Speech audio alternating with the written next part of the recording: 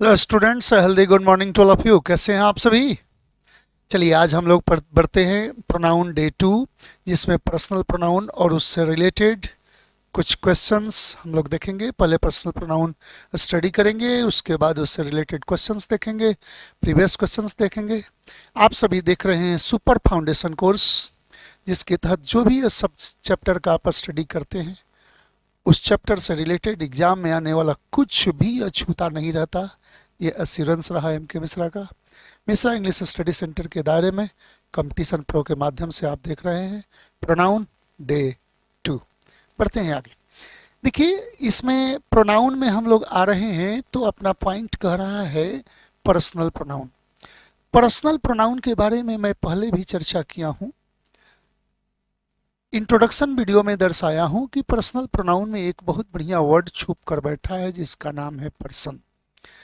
Person तीन तरह के होते, first person, second person, third person. तीनों पर्सन्स के ही फॉर्मेशन को पर्सनल प्रोनाउन माना जाता। ध्यान रखा जाए कि फर्स्ट पर्सन कौन है, फर्स्ट पर्सन कौन है, सेकंड पर्सन कौन है और थर्ड पर्सन कौन है। थोड़ा सा इसके बारे में विचार कीजिएगा। ध्यान दीजिएगा कि the speaker that is called first person, listener that is called second person, and the person or thing we talk about that is called third person. अब इसके तहत यदि हम देख रहे हैं तो यहाँ पर वक्ता जो हुआ वो फर्स्ट पर्सन हुआ, श्रोता जो हुआ वो सेकंड पर्सन हुआ, और जिसके बारे में हम कुछ कहे वह थर्ड पर्सन। तो बताया जाए कि मैं यहाँ पर क्या हुआ, तो मैं फर्स्ट पर्सन हुआ। आप क्या हुए, आप सुन रहे हैं तो आप सेकंड पर्सन हुए।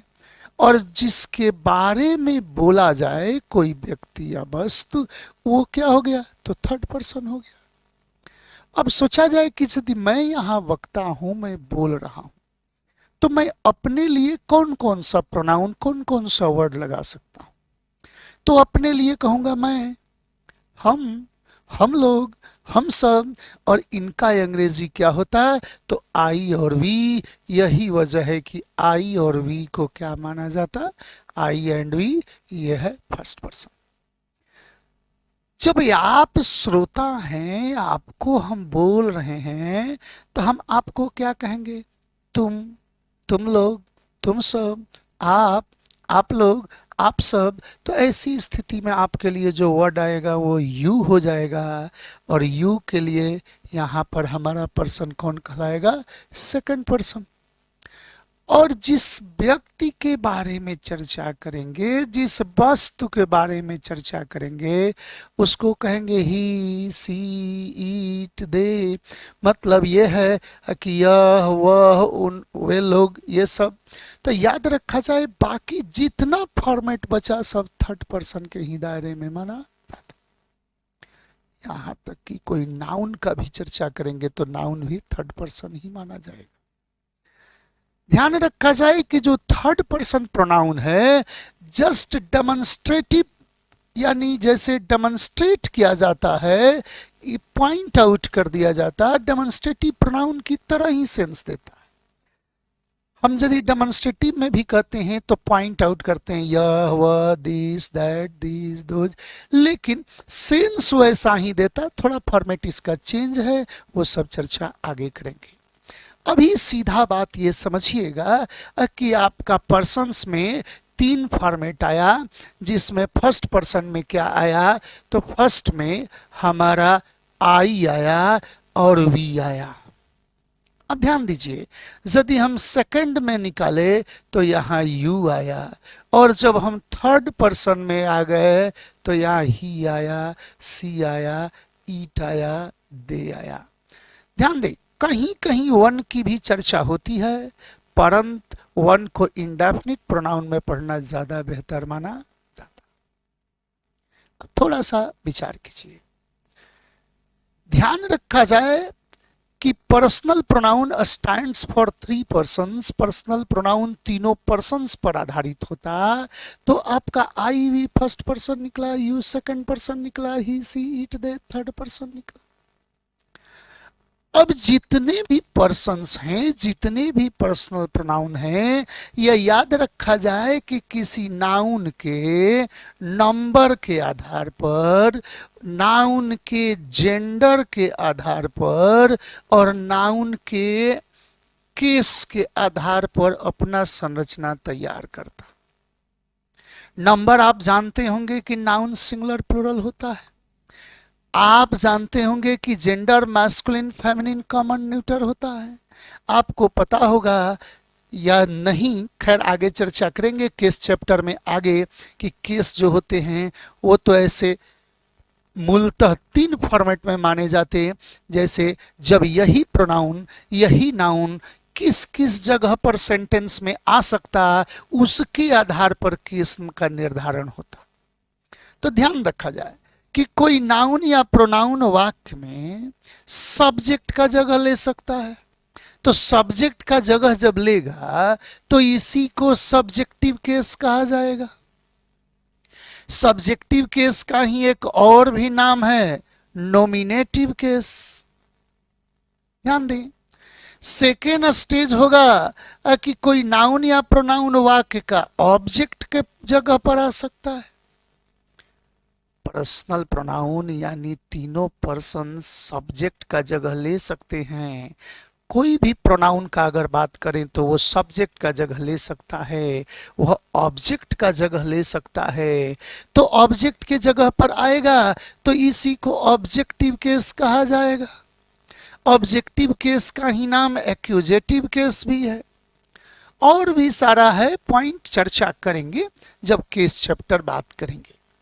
और नहीं तो एक तीसरा भी फॉर्मेट हो सकता है। पर्सनल प्रोनाउन सब्जेक्ट का जगह ले सकता है, पर्सनल प्रोनाउन ऑब्जेक्ट का जगह ले सकता है, और नहीं तो ये पोसेशन अपना आधिपत्य दर्शाने के लिए भी आ सकता है। यदि मैं कहूं आई तो सब्जेक्ट में के रूप में कहूंगा तो आई यूज करूंगा, ऑब्जेक्ट के जगह पर हो जाए, मैं ही रिसीवर हो जाऊं एक्शन का तो मी हो जाऊंगा। और ध्यान रखा जाए कि जब अपने अधिपत्य का बात करूंगा, पोसेशन का बात करूंगा, तो वही आई माई में बदल जाएगा या माइन में बदल जाएगा।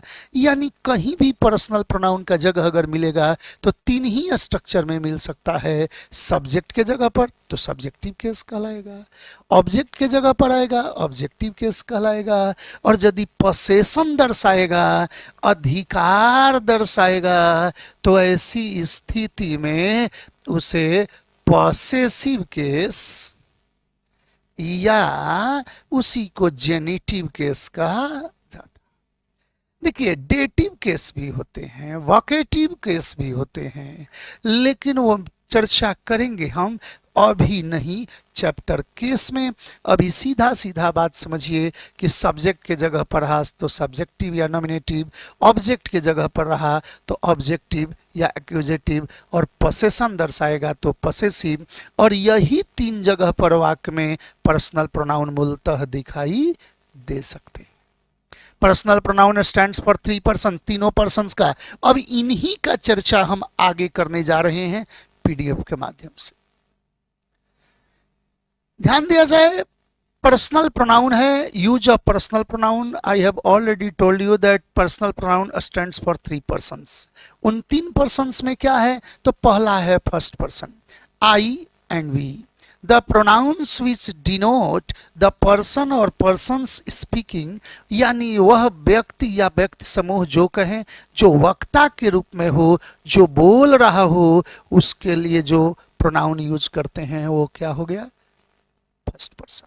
तो फर्स्ट पर्सन के दायरे में क्या क्या आया, तो आई आया और वी आया। सेकंड पर्सन कौन है, तो द कह रहा है कि the pronouns which denote the person और पर्सन्स स्पोकन टू, जिससे हम बोल रहे हैं, यानी जो श्रोता हो गया वो क्या हो गया, सेकंड पर्सन। इसके लिए वर्ड कौन सा आता है, तो याद रखा जाए कि सेकंड पर्सन के लिए आपका यू ऑप्शन है, यानी यू को क्या बोला जाता है, ध्यान दें, सेकंड पर्सन। और जब हम थर्ड पर्सन की चर्चा करेंगे तो बनेगा he, she, it, they, the pronouns which denote the person और पर्सन्स और थिंग्स स्पोकन ऑफ और अबाउट, जिसके बारे में चर्चा करें, जिस व्यक्ति के बारे में चर्चा करें, जिस वस्तु के बारे में चर्चा करें, जिसके बारे में हम बोल रहे हो वो कौन होता? Third person. उसके लिए हम ही प्रयोग करते। पुरुष होगा तो ही का प्रयोग करेंगे, स्त्री होगी तो सी का प्रयोग करेंगे, जानवर, निर्जीव ये सब आ जाएं तो उनके लिए इट का भी प्रयोग होता है। प्लूरल फॉर्म में थर्ड पर्सन में सभी के लिए दे का प्रयोग किया जाता है। इनका चर्चा आप और देखेंगे जब यूजेस में आगे बढ़ेंगे। ध्यान दिया जाए। अब इसी तीनों पर्सन्स को हम केस चार्ट के रूप में आपको दिखा देते हैं। यदि केस चार्ट के आधार पर थोड़ा बहुत आप भी अगर इधर उधर गए तो वो सेंटेंस आपका गलत माना जा सकता है। तो जिसमें फर्स्ट पर्सन में अगर सिंगुलर में बात कर रहे हैं तो आई हो गया, एक व्यक्ति के लिए आई हो गया। यदि यही आई का पॉसेसिव फॉर्म में अधिपत्य वाली बात आने लगेगी तो यही आई माई में बदल जाएगा या माइन में बदल जाएगा। अब कहाँ माई होगा कहाँ माइन होगा, यह मिलेंगे एक ब्रेक के बाद। अभी इतना समझिएगा कि आई का पॉसेसिव माई, माइन, ऑब्जेक्ट के जगह पर फर्स्ट पर्सन सिंगुलर यूज करना होगा तो वही आई मी में बदल जाएगा। वी हो गया इसका प्लूरल फॉर्म फर्स्ट पर्सन में। यदि पॉसेसिव का बात करेंगे तो आवर और आवर्स होता है और ऑब्जेक्ट के जगह पर यूज करेंगे तो यही वी अस में बदल जाएगा। ध्यान दें। सेकंड पर्सन का बात है तो यू हमारा सेकंड पर्सन है। जब पॉसेसिव में बात किए तो यू का पॉसेसिव हमारा योर हुआ या योर्स हुआ। ऑब्जेक्ट का बात करेंगे तो वही यू यू ही रह जाता। यू सब्जेक्ट में भी यू है और ऑब्जेक्ट में भी यू ही है।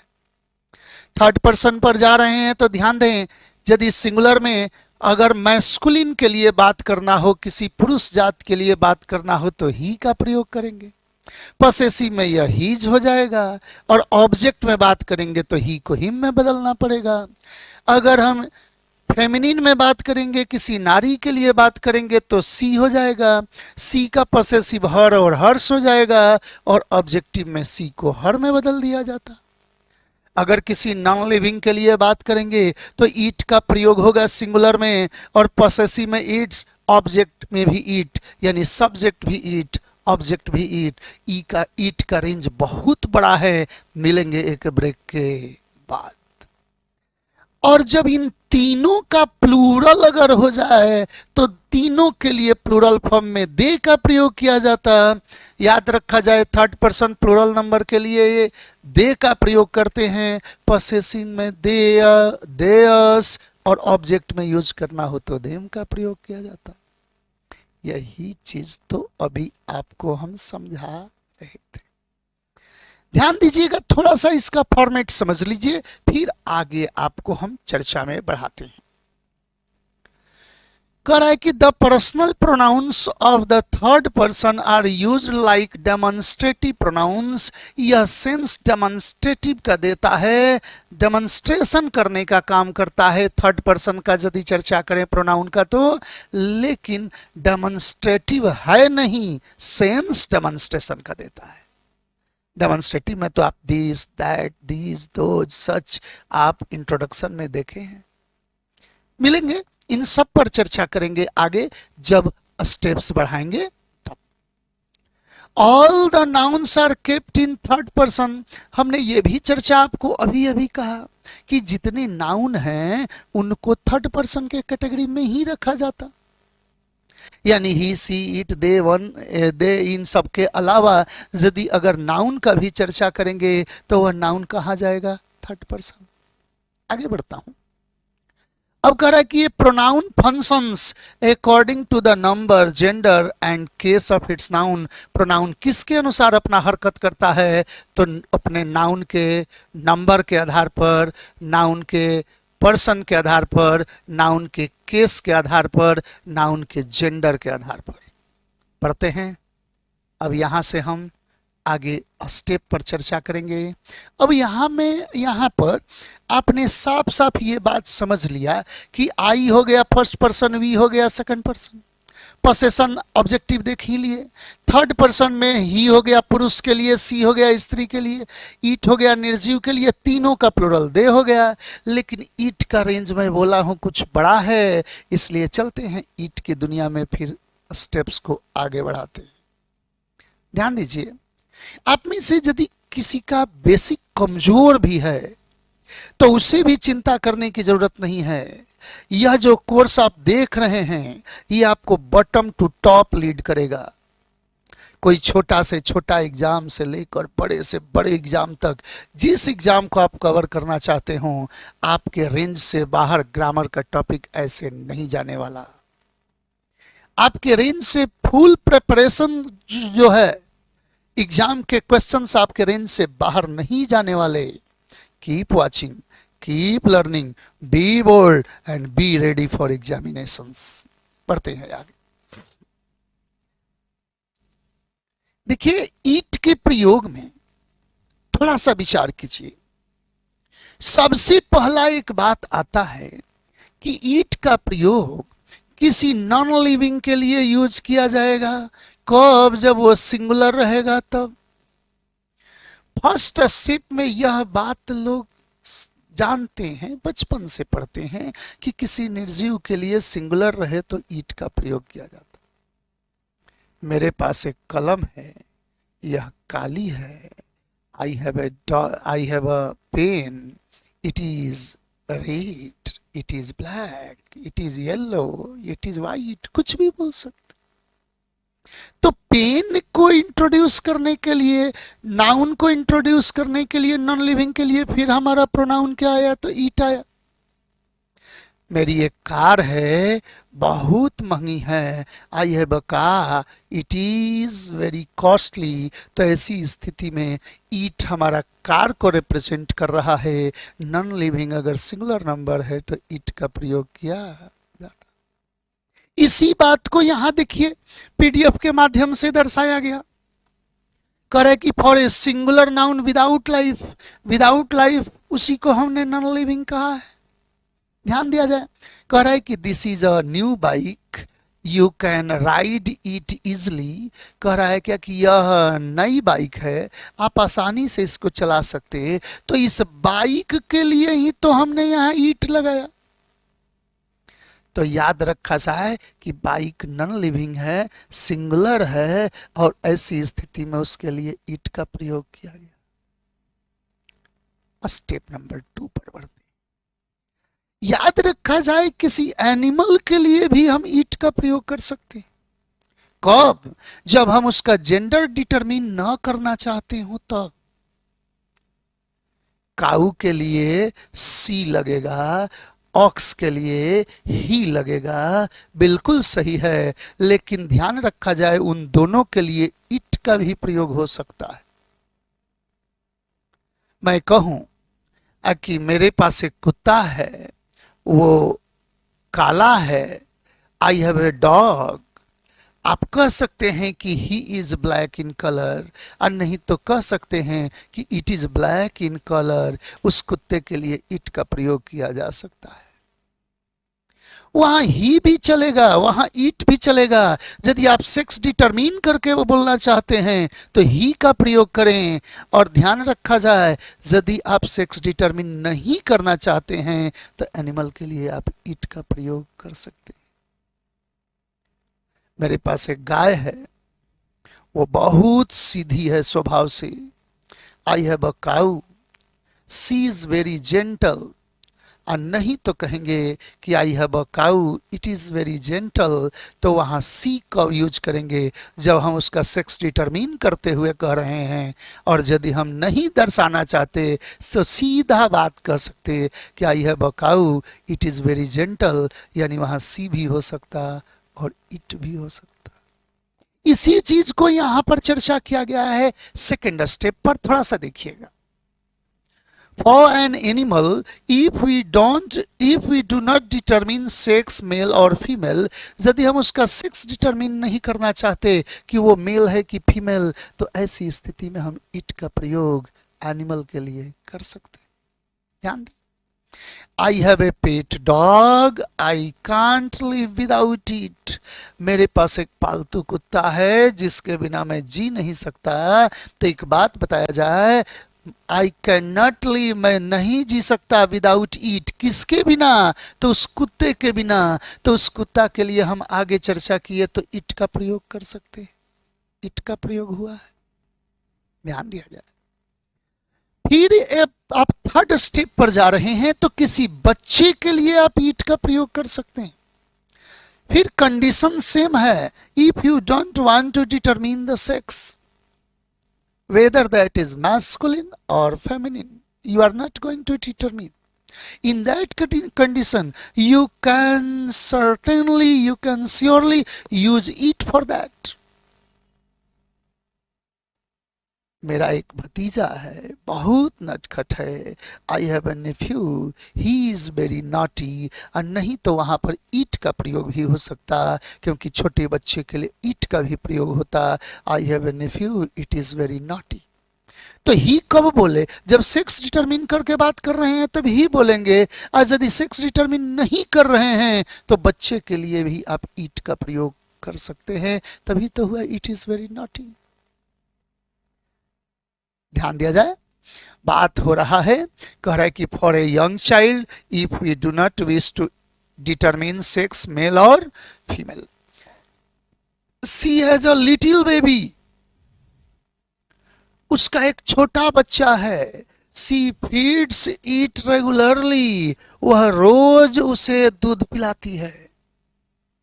एक बात बताइएगा, सी हैज ए लिटिल बेबी, उसका एक छोटा बच्चा है। हम यह नहीं कहने जा रहे कि वो बेबी मेल है कि फीमेल है, तो सीधे उसके लिए यूज कर सकते हैं कि उस बेबी के लिए कि सी फीड्स इट, किसको फीड करती है? तो बच्चे को। तो उस बच्चे के लिए हम क्या यूज कर दिए?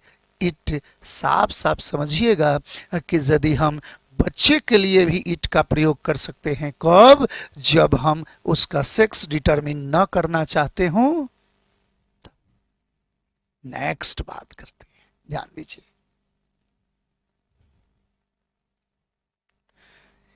ध्यान दिया जाए कि प्राकृतिक नियमों को, सिद्धांतों को,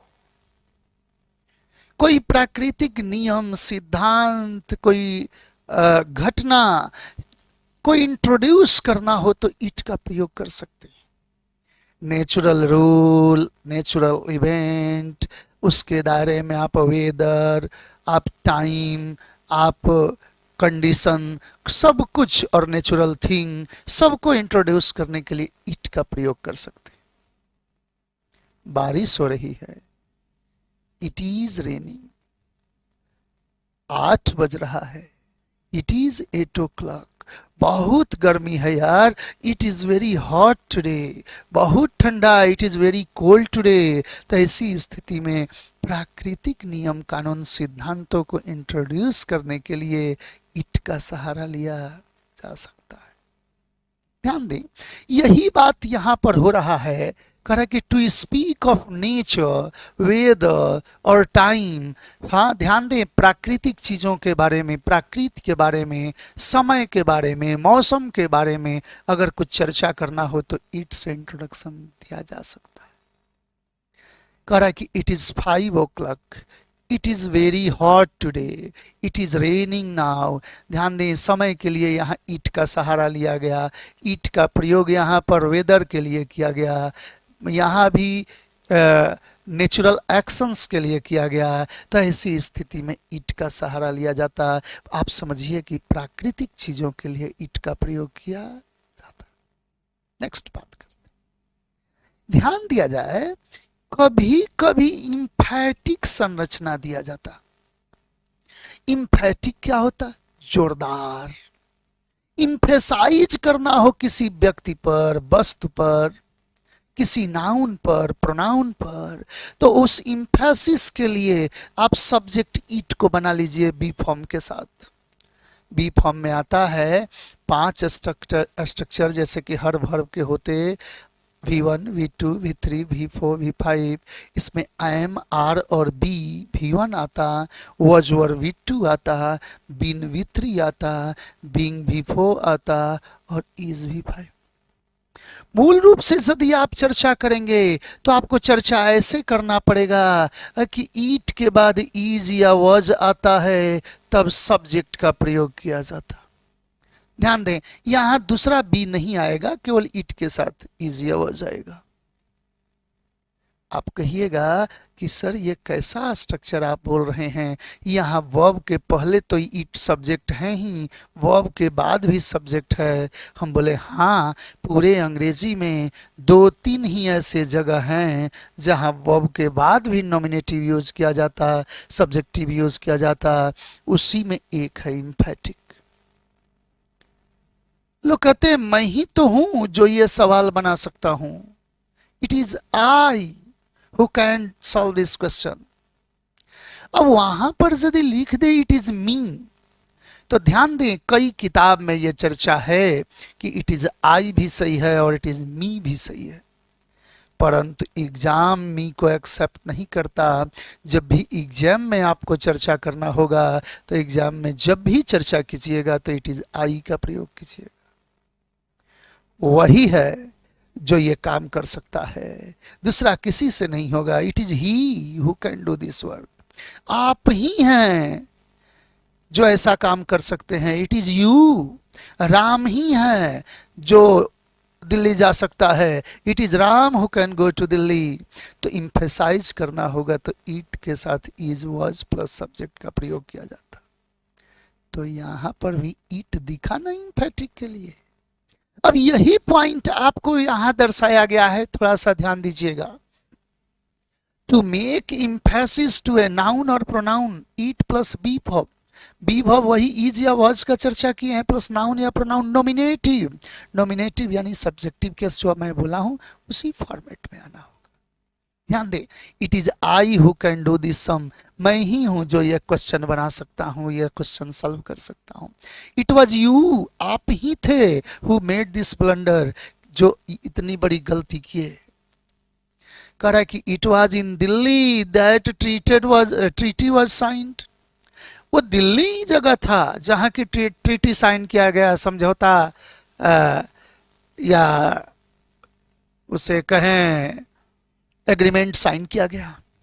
अब थोड़ा सा ध्यान दीजिएगा, इसके बाद आगे कह रहा है कि यदि किसी सेंटेंस की हम चर्चा करें, ऑलरेडी सेंटेंस की चर्चा करें, स्टेटमेंट की चर्चा करें, किसी इवेंट की चर्चा करें और इस पूरे इवेंट के बदले आगे कोई स्टेप लेना हो, तो फिर इन पूरे घटना के लिए ईट आ सकता। राजू ने ये कलम चुराया है और मैं ये बात जानता हूं। Raju has stolen the pen and I know it. एक बात बताया जाए, आई नो इट, मैं यह जानता हूं। मैं क्या जानता हूं? तो जो घटना पहले चर्चा हुआ कि Raju has stolen the pen, ये बात मैं जानता हूं। इस इवेंट के बदले अकेला एक वर्ड कौन आया? इट। जरा सा सोचा जाए, मोहन एक आलसी लड़का है, यह बात सत्य है। तो मोहन एक आलसी लड़का है, इस पूरे स्टेटमेंट को रिप्रेजेंट करने के लिए इट का प्रयोग हो सकता है कि Mohan is a lazy guy. It is true. तो ऐसी स्थिति में इट का प्रयोग कर सकते हैं पूरे स्टेटमेंट को रिप्रेजेंट करने के लिए। अब यही चीज यहां दिखाया गया है कि to refer to some statement going before, पहले जो कोई स्टेटमेंट दिया गया हो उस स्टेटमेंट के बदले उसको रिप्रेजेंट करना हो तो इट से रिप्रेजेंटेशन दिखाया जा सकता है। थोड़ा सा विचार करें। He is capable of buying a new car and I know it. वह कार खरीदने में सक्षम है, कार खरीदने का औकात रखता है, और मैं यह जानता हूं, आई नो इट, मैं ये जानता हूं। मैं क्या जानता हूं? तो मैं जानता है बस यही हूं कि वह कार खरीदने में सक्षम है। इस पूरे स्टेटमेंट के बदले हम क्या यूज कर दिए? इट। तो यही तो बात अभी बता रहे थे आपको, ध्यान दे। Sita has made a good reply, Sita ने शानदार जवाब दिया है। एंड आई लाइक इट, और मैं ये पसंद करता हूं। अब एक बात बताई जाए कि आई लाइक इट, मैं यह पसंद करता हूं। इट किसके लिए है, मैं क्या पसंद करता हूं? तो सीता ने जो जवाब दिया है, यह घटना मैं पसंद करता हूं, यह स्टेटमेंट मैं पसंद करता हूं।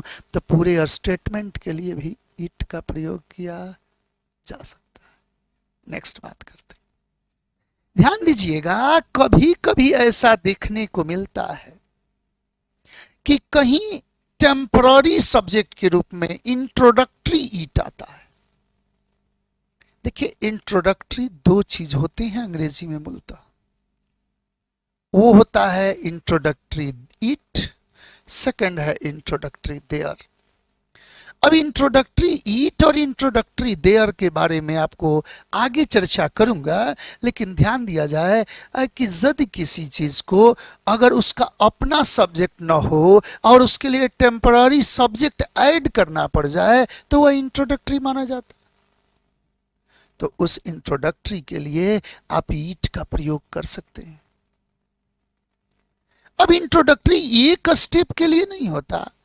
इंट्रोडक्टरी ईट का प्रयोग करेंगे तो ईट किसके आधार पर होता है? तो ईट के बाद हमेशा वर्ब सिंगुलर होता। लेकिन इंट्रोडक्टरी देयर जब आता है तो उसका जो वर्ब है उसका निर्धारण उसके आगे आने वाले नाउन प्रोनाउन के आधार पर होता।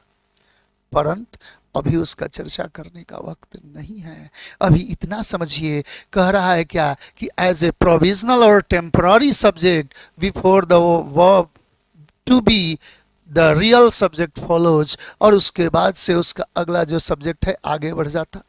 कह रहा है क्या क्या? ध्यान दिया जाए कि इट इज इजी टू से दिस कोटेशन, यह कोटेशन कहना आसान है। ध्यान दिया जाए, इस कोटेशन को इंट्रोड्यूस करने के लिए आपने एक प्रेपरेटरी सब्जेक्ट और स्टेटमेंट जारी किया। It is easy. It is difficult to do this work. आप इसको ऐसे भी कह सकते हैं कि to do this work is difficult, but that is old fashion English. यह ओल्ड इंग्लिश में होता था। आज मॉडर्न एज में, आज मॉडर्न इंग्लिश में ईट का इंट्रोडक्शन दिया जाता है, इंट्रोड्यूसिंग किया जाता है। ध्यान दिया जाए। अब कह रहा है इसी को कि इट इज इजी टू से दिस कोटेशन, यह कोटेशन कहना आसान है। इसी को कह सकते हो कि टू से दिस कोटेशन इज इजी, लेकिन ओल्ड फैशन्ड है। It is certain that you will find a new job, निश्चित है कि आपको नई जॉब मिलेगी। तो ध्यान दिया जाए कि ऐसी स्थिति में इट इंट्रोड्यूसिंग हो गया। उसी के सेंस में प्रेपरेटरी सब्जेक्ट या इंट्रोड्यूसिंग सब्जेक्ट, इंट्रोडक्टरी सब्जेक्ट, ये भी इंट्रोडक्टरी का पार्ट है और ये भी इंट्रोडक्टरी का ही पार्ट है। लेकिन यहां इन्फिनिटी के साथ आया, यहां जेरंड के साथ आया। थोड़ा सा विचार कीजिएगा। कह रहा है कि as a preparatory subject with gerund, gerund क्रिया में आईएनजी, V1 आईएनजी। ध्यान दें, it is very nice talking to people like you. आप जैसे लोग से बात करने में बड़ा मजा आता है। तो एक बात बताया जाए, आप जैसे लोगों से बात करने में बड़ा मजा आता है, तो कह रहा है कि it is nice, it is good. तो अब यदि बात कर रहे हैं कि पहले हम तो इंट्रोड्यूस कर रहे हैं नई सेक्शन को, इट इज वेरी नाइस, बहुत बढ़िया लगता है। किस चीज में क्या बढ़िया लगता है? तो talking to people like you. It is crazy watching a cricket match, cricket match देखना शानदार चीज होता है। तो शानदार चीज क्या होता है, उसको इंट्रोड्यूस करने के लिए इट इज का प्रयोग किया जाता है। ध्यान दिया जाए, इसी चीज को एक दो स्टेप पर और बढ़ाया गया है। सब प्रेपरेटरी और इंट्रोडक्टरी ही सब्जेक्ट हैं। ध्यान दें, it is time plus subject, it is time आता है, इट इज हाई टाइम होता है, इन सब का प्रयोग किया जाता है और तब सब्जेक्ट के साथ पास्ट टेंस का प्रयोग किया जाता है। काश मैं स्कूली छात्र होता। It is time, it is high time I were A school boy. Imagine करने के लिए आता, जब इमेजिन में आएगा तो हर जगह वर का प्रयोग किया जाता, होना बनना के सेंस में। काश मैं दिल्ली चला जाता। It is high time I went to Delhi. It is time I went to Delhi. अब यहां पर यदि बात आ रहा है तो ऐसी स्थिति में भी इट इज टाइम का प्रयोग, इट इज हाई टाइम का प्रयोग किया जाता है। यह भी एक तरह से प्रिपरेटरी सब्जेक्ट है, इंट्रोडक्टरी है। ईट के बाद यहां पर ध्यान दें, be form is are is was जो लगाइए, उसके बाद एडजेक्टिव, तब प्रेपोजिशन भी ऐड करके नाउन प्रोनाउन। और ये इंडेफिनिट नहीं, सॉरी इन्फिनिटिव है, इन्फिनिटिव है, गलती से यहाँ टाइप हो गया है, यहाँ इन्फिनिटिव है। आप इन्फिनिटिव यूज कर सकते, आपके लिए वहां जाना खतरनाक होगा। It is dangerous for you, it is dangerous, जरा सोचें, it is dangerous for you to go there. आपके लिए नया कार खरीदना फायदेमंद होगा। It is beneficial for you to buy a new car. आप इस स्टेप को यहां दर्शा सकते हैं। इन सब का एग्जाम्पल देखिए। It is high time he realised his mistake. काश वो अपना गलती मान लेता, रियलाइज कर लेता। It is good for you to buy a new car. आपके लिए नया कार खरीदना अच्छा होगा। फिर कह रहा है कि it is very kind of you to help me. आपकी मेहरबानी है जो आपने मुझे मदद किया। आपने देखा पर्सनल प्रोनाउन के तहत इट का प्रयोग। I we first person, you second person, he she it they third person. जितने नेम हैं वो थर्ड पर्सन। अब यहां से एग्जाम के लिए बहुत उपयोगी चीज आपको बताने जा रहा हूं, थोड़ा सा ध्यान दीजिएगा।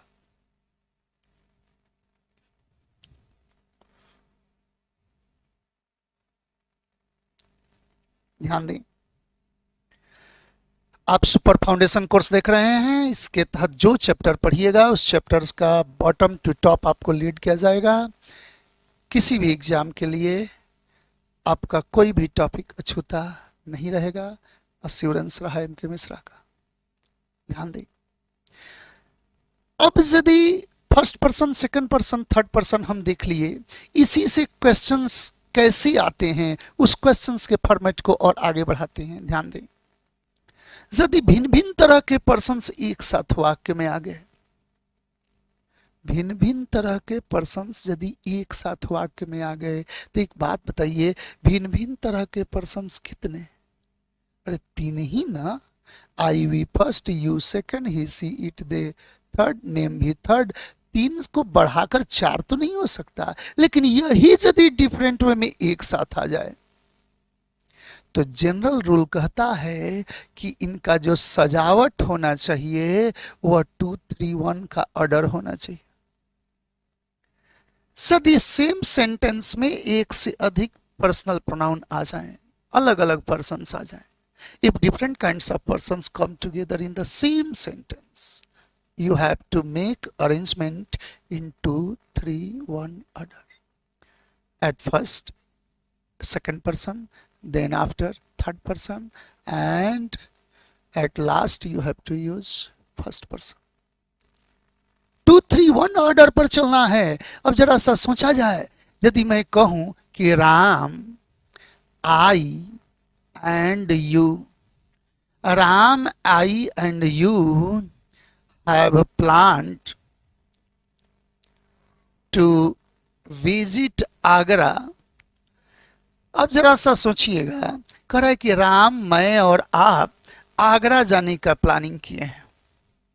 थोड़ा सी एक बात हमको बताइएगा, राम कौन सा पर्सन है? तो थर्ड पर्सन है। आई कौन सा पर्सन है? तो फर्स्ट पर्सन है।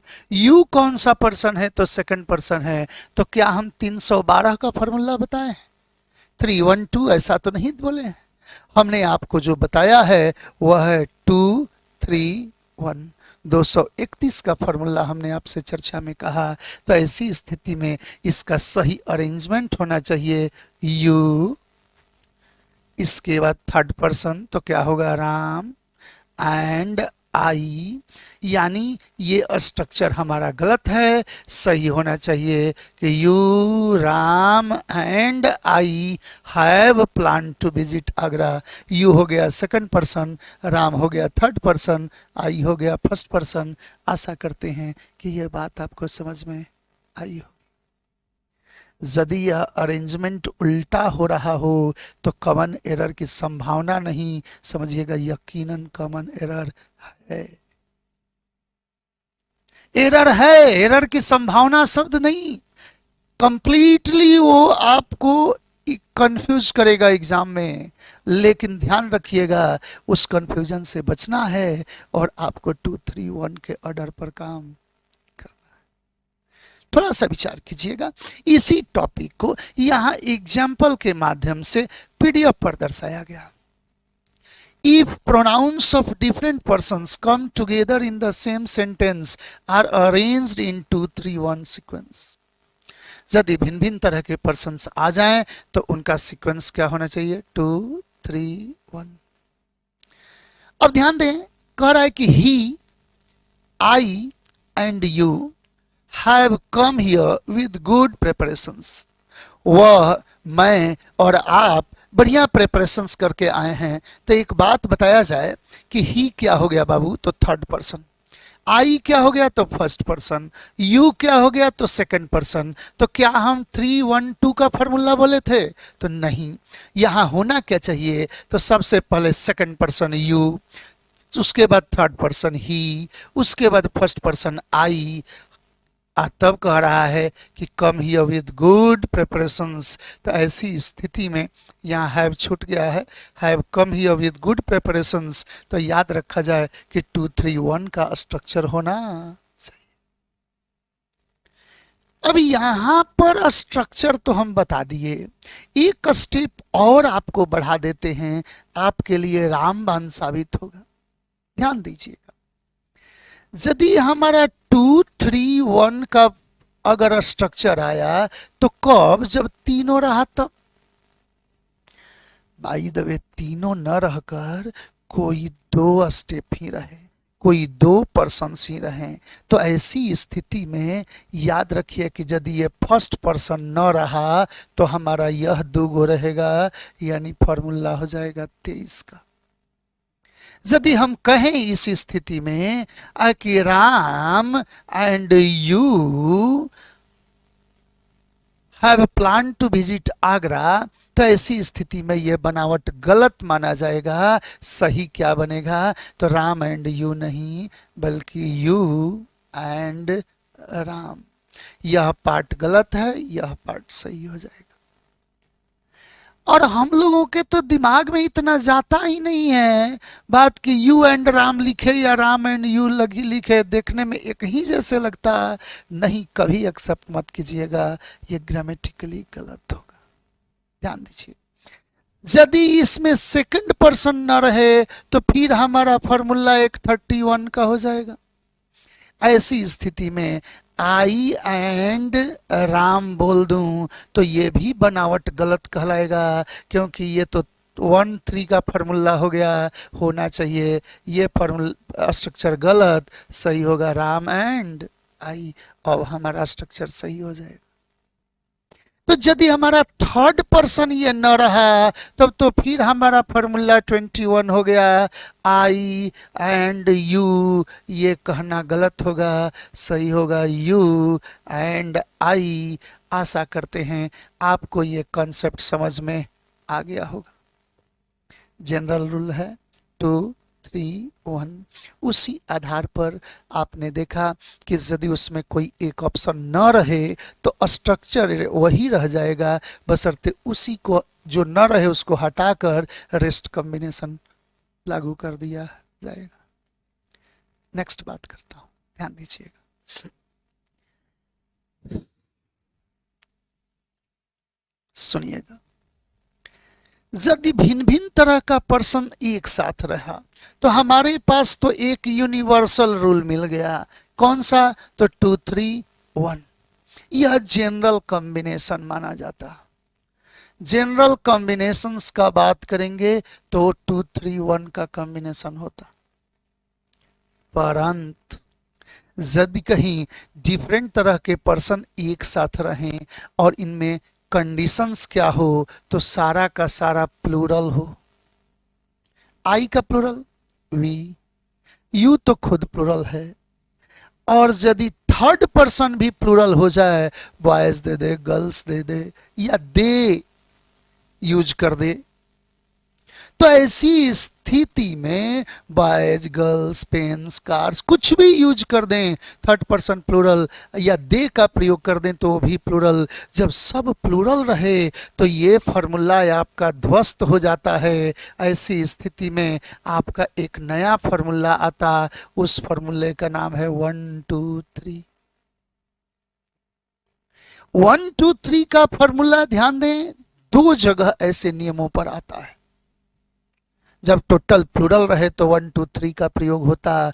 एक और जगह ऐसा होता है, ध्यान दीजिए, कि यदि डिफरेंट टाइप के पर्सन्स एक साथ रहें और वो सेंटेंस में कहीं रेपेंटेंस का बात हो, पश्चाताप कर रहा हो, किसी गिल्ट का, किसी क्राइम का कन्फेशन कर रहा हो, या यदि अफसोस का भाव आता हो, तो या चाहे उसमें सेंस आ जाए कन्फेशन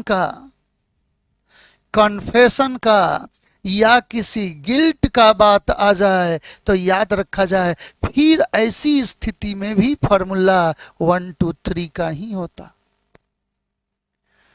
जनरल स्ट्रक्चर जो है 2 3 1 है। यदि टोटल प्लूरल स्ट्रक्चर में आने लगे तो 1 2 3 है। यदि अपने किसी गलती को स्वीकार कर रहा हो, पश्चाताप कर रहा हो, या कोई कन्फेशन, वही कहिए कन्फेशन हो, तो ऐसी स्थिति में भी 1 2 3 का प्रयोग किया जाता है। 1 2 3 का डबल यूज है और बाकी रेस्ट जो है वो सब 2 3 1 है। कुछ राइटर्स इसमें 3 2 1 के फॉर्मूले पर भी बात करते हैं, कुछ राइटर्स 3 2 1 के फॉर्मूले पर बात करते हैं, लेकिन एग्जाम एक्सेप्ट नहीं करता। ध्यान रखा जाए, आपको जनरल रूल 2 3 1 मानना है, रेस्ट जितने हैं वो सब कौन है 1 2 3। प्लूरल फॉर्म में भी 1 2 3, और कन्फेशन हो, गिल्ट हो, अपराध बोध हो, अपनी गलती स्वीकार नहीं हो, तो वहां पर भी 1 2 3 का प्रयोग होता। पढ़ते हैं आगे, ध्यान दें। कह रहा है कि if different kinds of persons, if pronouns of different persons come together in the same sentence and all are plural, are arranged in 1 2 3 order। यदि सभी प्लूरल रहे तो उनका संरचना 1 2 3 के ऑर्डर पर होना चाहिए। देखिए, यू प्लूरल है, वी प्लूरल है, दे प्लूरल है, तो ये ऑर्डर तो हो गया। फिर कौन सा, तो 2 1 3 हो गया, तो ये कभी एक्सेप्टेबल होगा तो नहीं होगा। क्यों और किस लिए यहाँ नहीं होगा अभी थोड़े पता चलेगा, पढ़िए आगे। तो you, we and they will participate in this programme, हम लोग इस प्रोग्राम में पार्टिसिपेट करेंगे। तो अब सोचिए, ये सब प्लूरल है, तो प्लूरल है तो 2 1 3 नहीं होगा, तो क्या होना चाहिए, वी, यू एंड दे। अब 1 2 3 हमारा सही हो गया। अतः सावधानी से पर्सनल प्रोनाउन का अरेंजमेंट होना चाहिए। अब ध्यान दिया जाए, we, you and they will participate in this programme, अब सही हो गया। इसी स्टेप को जो अभी अभी चर्चा किए हैं उस पर देखिए, टू शो अपॉलॉजी, अपॉलॉजी होता है क्षमा मांगना, अपॉलोजाइज होता है, उसी से अपॉलॉजी बना। और सेंस ऑफ एरर कमिटेड, यदि अपनी कुछ गलती हो, उसको कन्फेशन हो, उस पर अफसोस हो, तो ऐसी स्थिति में कह रहा है कि pronouns of different persons are arranged in 1 2 3 order. ये दोनों जगह पर 1 2 3 का प्रयोग करते हैं, और जो जनरल स्ट्रक्चर होता है वो क्या होता है, 2 3 1। ध्यान दीजिएगा, आगे कह रहा है क्या कि you and I are responsible for this blunder, इस गलती के लिए आप और हम जिम्मेदार हैं।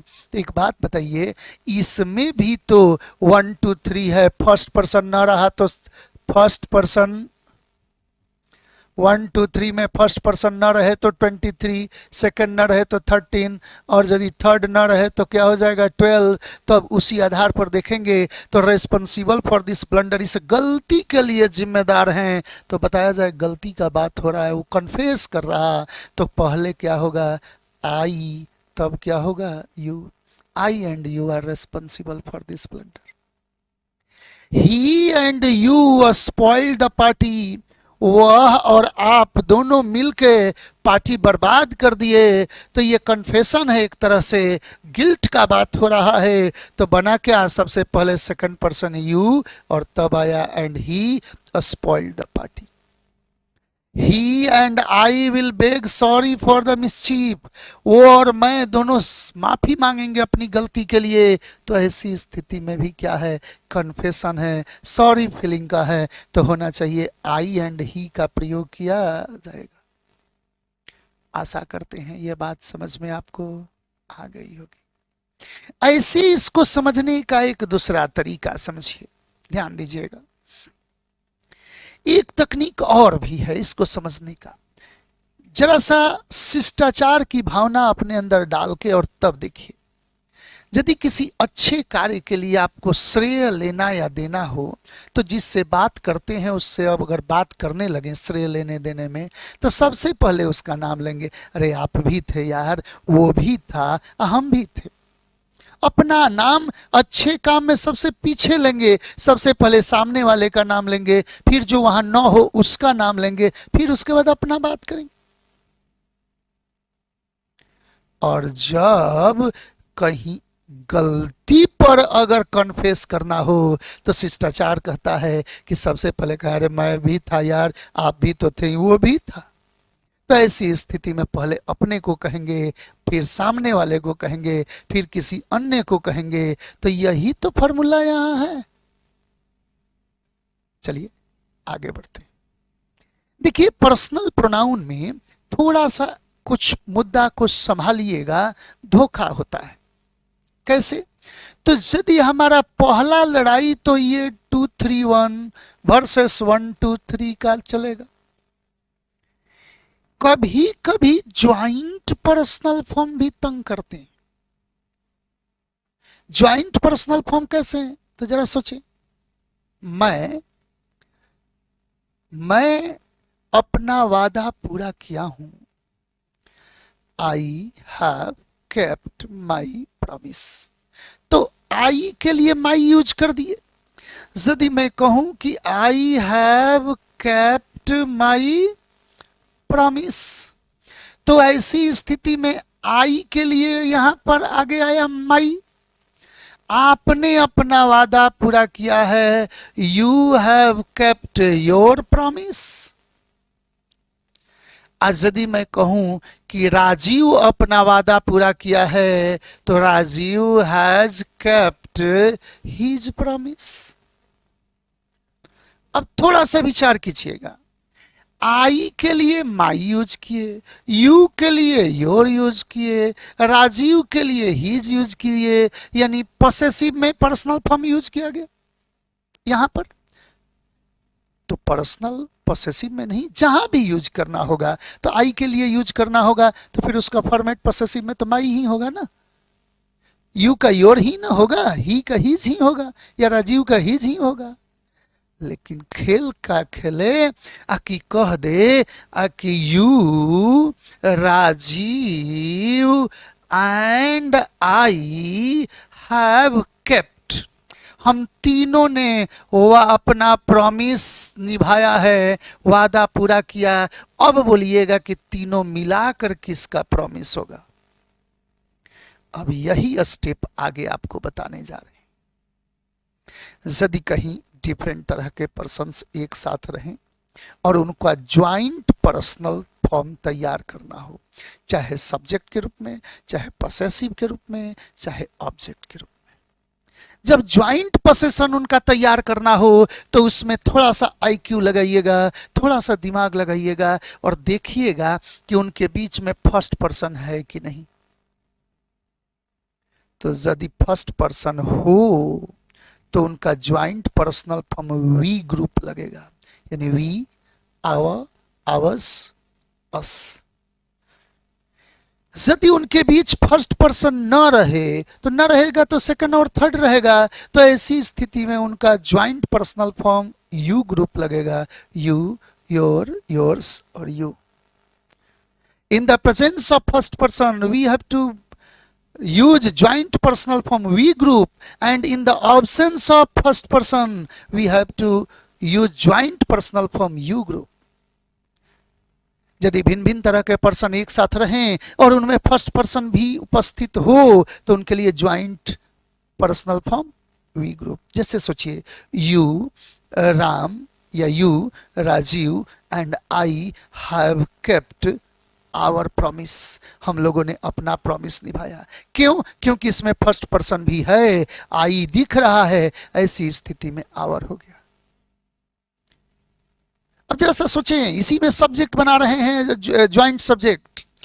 You Rajiv and I have contributed whatever we can. आपने, राजीव ने और मैंने योगदान दिया है जो भी हम दे सकें। तो तीनों मिलाकर यदि हम यूज कर रहे हैं तो फर्स्ट पर्सन है तो वी यूज किए हैं सब्जेक्ट के रूप में। पोसेशन रहता तो आवर होता। अगर यही फर्स्ट पर्सन हट जाए और कहे कि you and Rajiv have kept, तो योर प्रॉमिस हो जाएगा।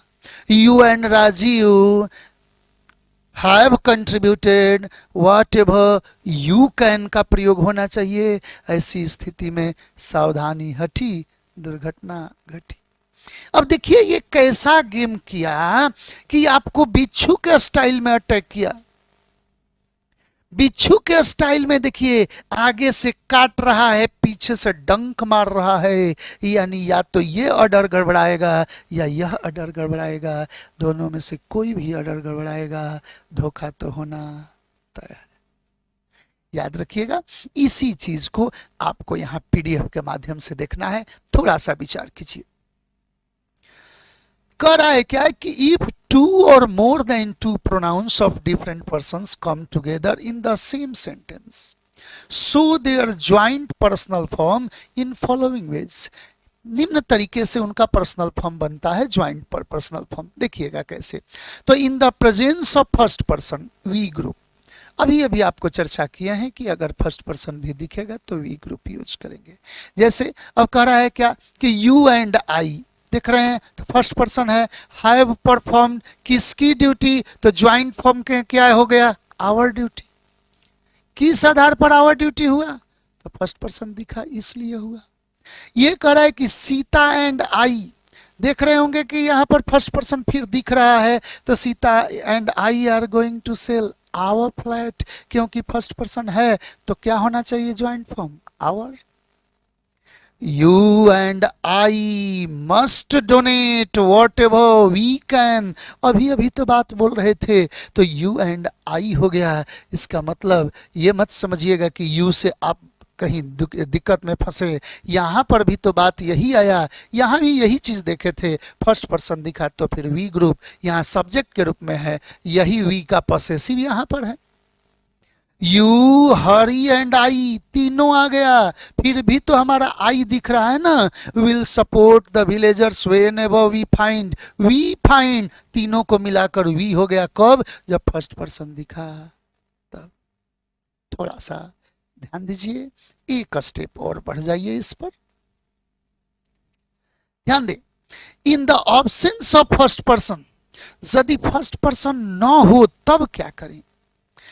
यू ग्रुप यानी you, your, yours, you and Mohan. देखिए इस फॉर्मेट में आपका फर्स्ट पर्सन नहीं है तो क्या यूज किया गया कि you and Mohan have failed to do your duty. क्योंकि दोनों मिलाकर अब फर्स्ट पर्सन नहीं है तो इनका ज्वाइंट पर्सनल फॉर्म क्या होना चाहिए, योर होना चाहिए।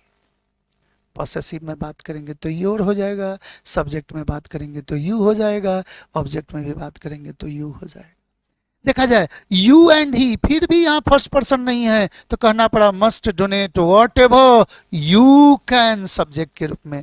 यू एंड हर, यहाँ भी फर्स्ट पर्सन नहीं है, केवल सेकंड और थर्ड पर्सन है। तो ऐसी स्थिति में will support the villagers when ever you find a chance, जब भी आप चांस पाते आप सपोर्ट करेंगे। तो ऐसी स्थिति में यू एंड हरी के साथ joint personal form you group use किया गया।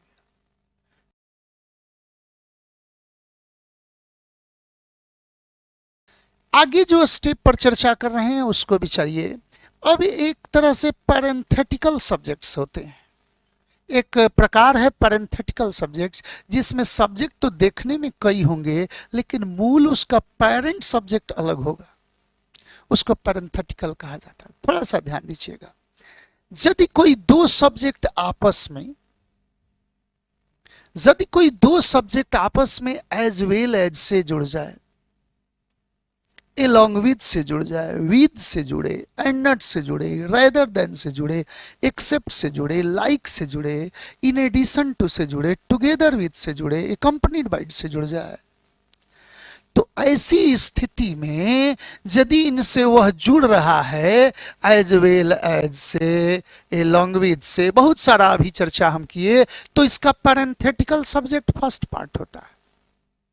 मतलब ऐसी स्थिति में वर्ब लगाना होगा तो भी फर्स्ट के अनुसार, और यदि प्रोनाउन भी अप्लाई करना पड़े तो फर्स्ट पार्ट के अनुसार ही अप्लाई किया जाएगा। जरा सा सोचिएगा, अगर मैं कहूं आई एज वेल एज यू, तो अब बताया जाए कि आगे वर्ब लगाना हो तो क्या लगाएं, आर लगाएं कि एम लगाएं कि इज लगाएं, तो नो डाउट हमारा एज वेल एज से जुड़ेगा तो ये पैरेंथेटिकल होगा।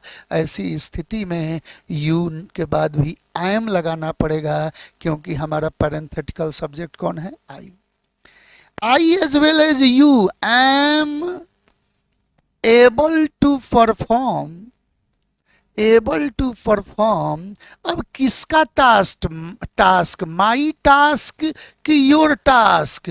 तो ऐसी स्थिति में फिर सब कुछ प्रोनाउन भी आई के अनुसार लगेगा, तो योर नहीं माई का प्रयोग होना चाहिए।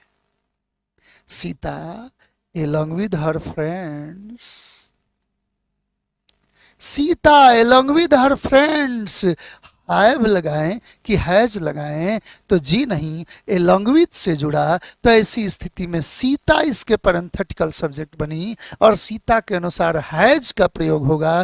फ्रेंड्स को तरजीह अब नहीं दिया जाएगा। Sita along with her friends has kept their promise or her promise, तो हर प्रॉमिस होना चाहिए, यानी फर्स्ट वाले को तरजीह दिया जाता।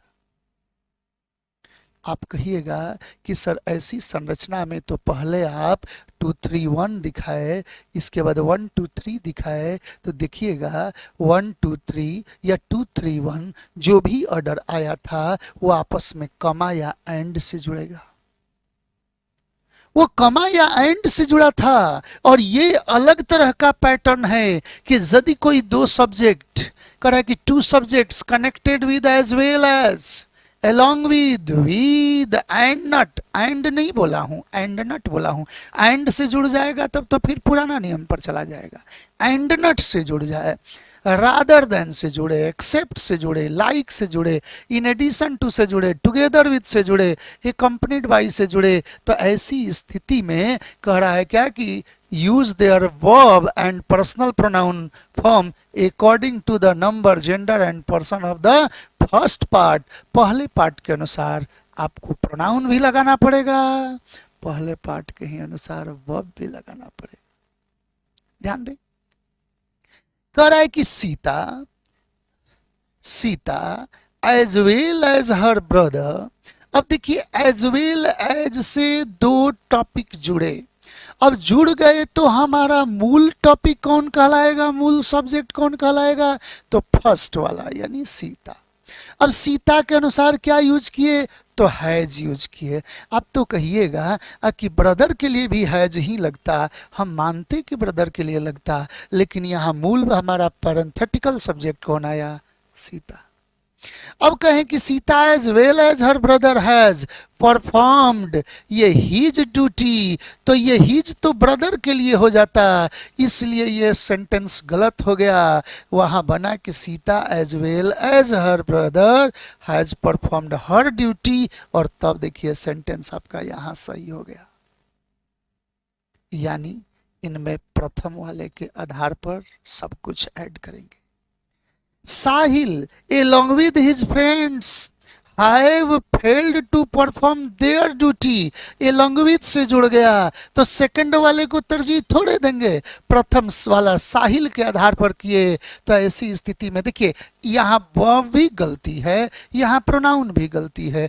वर्ब हैव लगा दिया तो साहिल के साथ हैव नहीं होगा, क्या होना चाहिए? तो साहिल along with his friends has performed his duty।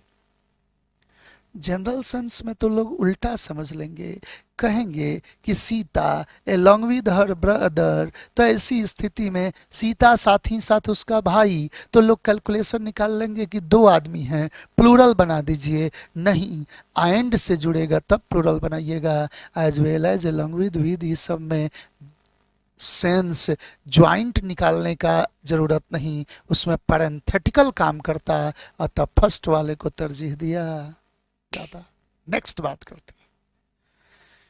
हम बोले हैं आपसे कि आप देख रहे हैं सुपर फाउंडेशन, कुछ भी ऐसा नहीं होगा जो टॉपिक से रिलेटेड होगा और आपके रेंज में नहीं होगा। ध्यान दें, पैरेंथेटिकल के नेक्स्ट स्टेप पर बात कर रहा हूं कि यदि कहीं दो सब्जेक्ट आपस में और से जुड़ जाएं, नॉर से जुड़ जाएं। अच्छा, तो और नॉर जब हम कहेंगे तो उसको इधर और नीदर नॉर भी समझ सकते हैं आप, उसमें भी तो है। या नॉट ओनली बट ऑल्सो से जुड़ जाए तो याद रखिएगा इसके साथ उसी पार्ट को हम तरजीह देंगे जो वर्ब के सबसे नजदीक हो। तो वर्ब के नजदीक कौन रहेगा? अफर्मेटिव स्ट्रक्चर में सेकंड वाला, इंट्रोगेटिव स्ट्रक्चर होगा तो उल्टा हो जाएगा, वह बाहर आ जाएगा तो उसमें फर्स्ट वाला हो जाएगा। एक बार फिर से, यदि कोई दो subject as well as along with and not rather इस सब में जुड़ा तो सब कुछ प्रथम वाला के आधार पर। लेकिन यदि और nor not only but also से, इधर और neither nor not only but also से जुड़ जाए तो उसी पार्ट को तरजीह दिया जाएगा जो वर्ब के सबसे नजदीक हो। तो अफर्मेटिव स्ट्रक्चर होगा तो सब्जेक्ट के तुरंत बाद वर्ब आता, मतलब सेकंड वाला वर्ब के नजदीक होगा। और यदि इंट्रोगेटिव करेंगे तो वर्ब बाहर आ जाएगा तो फर्स्ट वाला को तरजीह देंगे। अतः हम फर्स्ट वाले का सिंटेक्स में बखूबी चर्चा करेंगे। अभी इतना बात कह रहे हैं कि आप सिंपल बात समझिए कि यदि और, nor, not only, but also इस सब से जुड़ जाए तो आप सेकंड वाले को अफर्मेटिव स्ट्रक्चर में तरजीह देंगे। ध्यान दें, Mohan, not only Mohan but also Sita. तो अब ऐसी स्थिति में हम किसको तरजीह दें? तो सीता को तरजीह देंगे कि not only Mohan but also Sita has performed his duty की हर ड्यूटी। तो हिज तो मोहन के लिए हो जाएगा जो गलत होगा, तो हर ड्यूटी बेहतर माना जाएगा, हर ड्यूटी सही होगा क्योंकि सेकंड पोजीशन पर वर्ब के नजदीक कौन है? तो सीता। ध्यान दीजिए, इसी टॉपिक को कह रहा है कि two subjects connected with or, either or, nor, neither nor, not only but also use their verb and personal pronoun form according to the number, gender and person of the second part. तो ये affirmative structure में second part में होगा, interrogative जाएगा तो first part के अनुसार हो जाएगा। लेकिन most of sentences affirmative structure में ही इसमें यूज किए जाते हैं। ऐसा नहीं है कि इंट्रोगेटिव हो नहीं सकते, निश्चित होगा, लेकिन मोस्ट ऑफ स्ट्रक्चर्स अफर्मेटिव में होते जिसमें सेकंड वाले को याद रखना आसान हो जाता। लेकिन आपको ये हमेशा दिमाग में रहना चाहिए कि उसी के अनुसार चलेंगे जो वर्ब के नजदीक होगा। ध्यान दें, नीदर मोहन नॉर सीता, थोड़ा सा विचार कीजिएगा कि नीदर के साथ मोहन लगा, नॉर के साथ सीता लगा, यानी अब सेकंड वाला वर्ब कौन है, तो हैज। तो ऐसी स्थिति में वर्ब के नजदीक कौन आया, तो सीता आई। तो सीता के अनुसार हम चलेंगे। तो वर्ब किसके अनुसार आया, तो सीता के अनुसार हैज।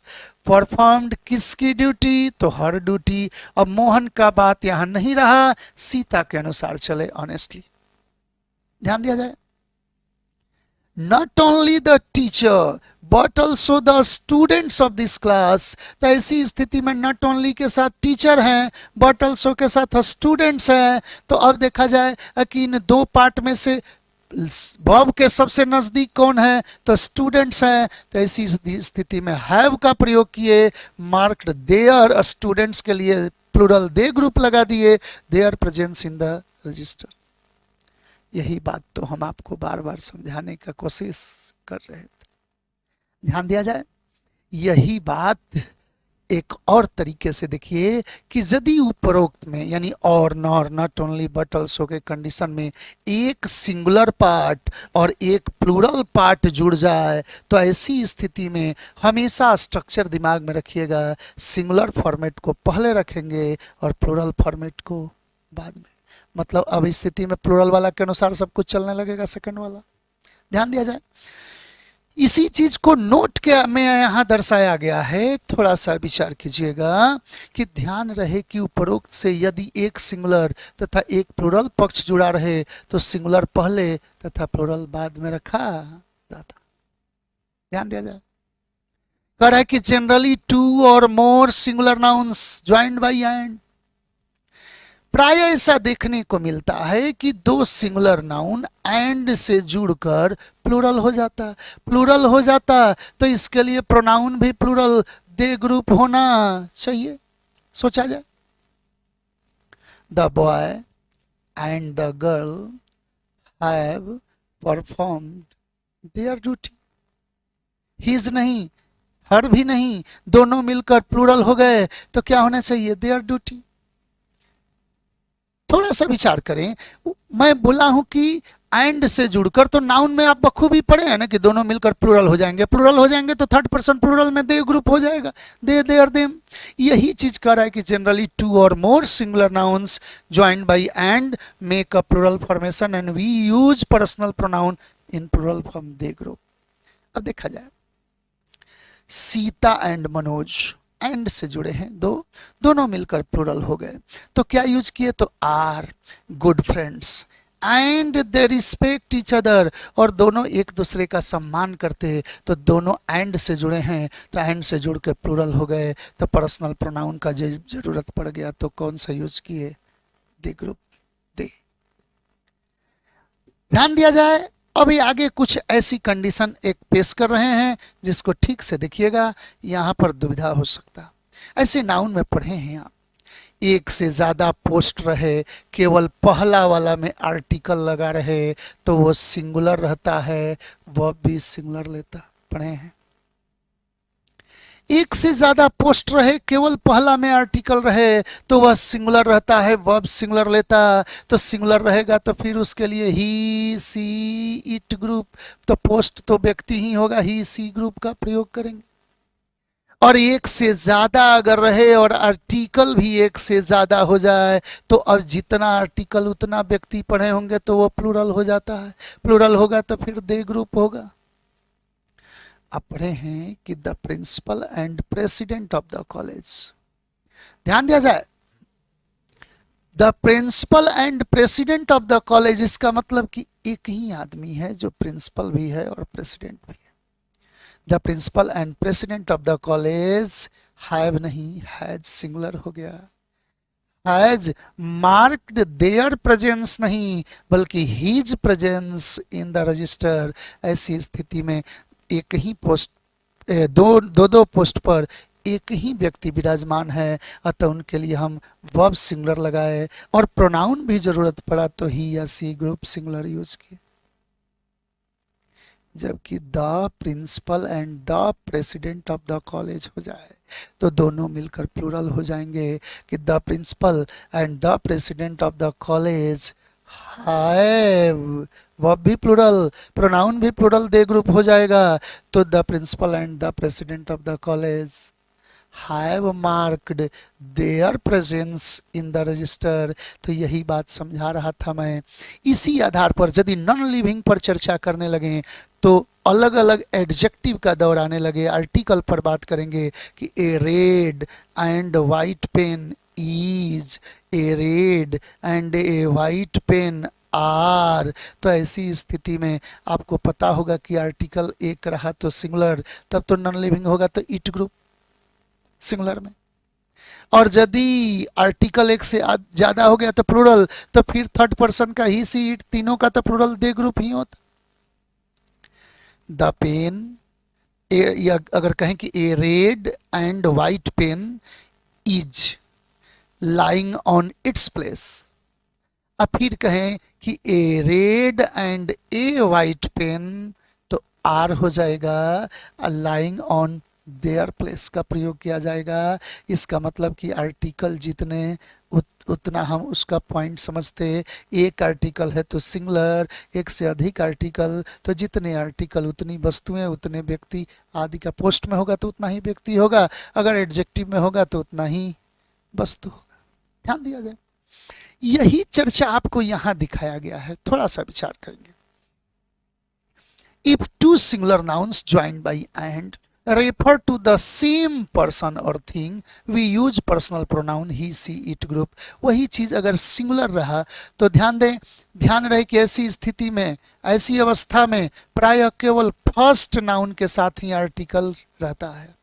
ध्यान दें क्या कह रहा है, थोड़ा सा विचारिए। द प्रिंसिपल एंड ट्रस्टी, इसका मतलब आर्टिकल केवल प्रिंसिपल के साथ लगा है। तो एक ही आदमी है जो प्रिंसिपल भी है और ट्रस्टी भी है।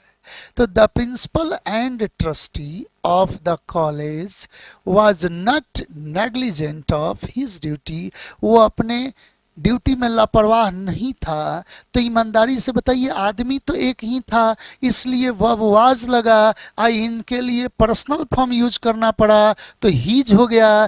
क्यों? क्योंकि एक ही आदमी है जो प्रिंसिपल भी है और ट्रस्टी भी है।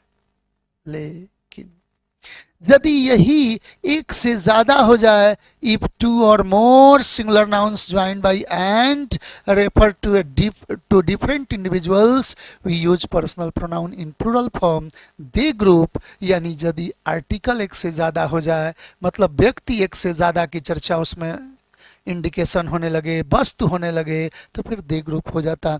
ध्यान रहे कि ऐसी अवस्था में आर्टिकल्स का प्रयोग एक से अधिक नाउन्स के साथ किया जाता।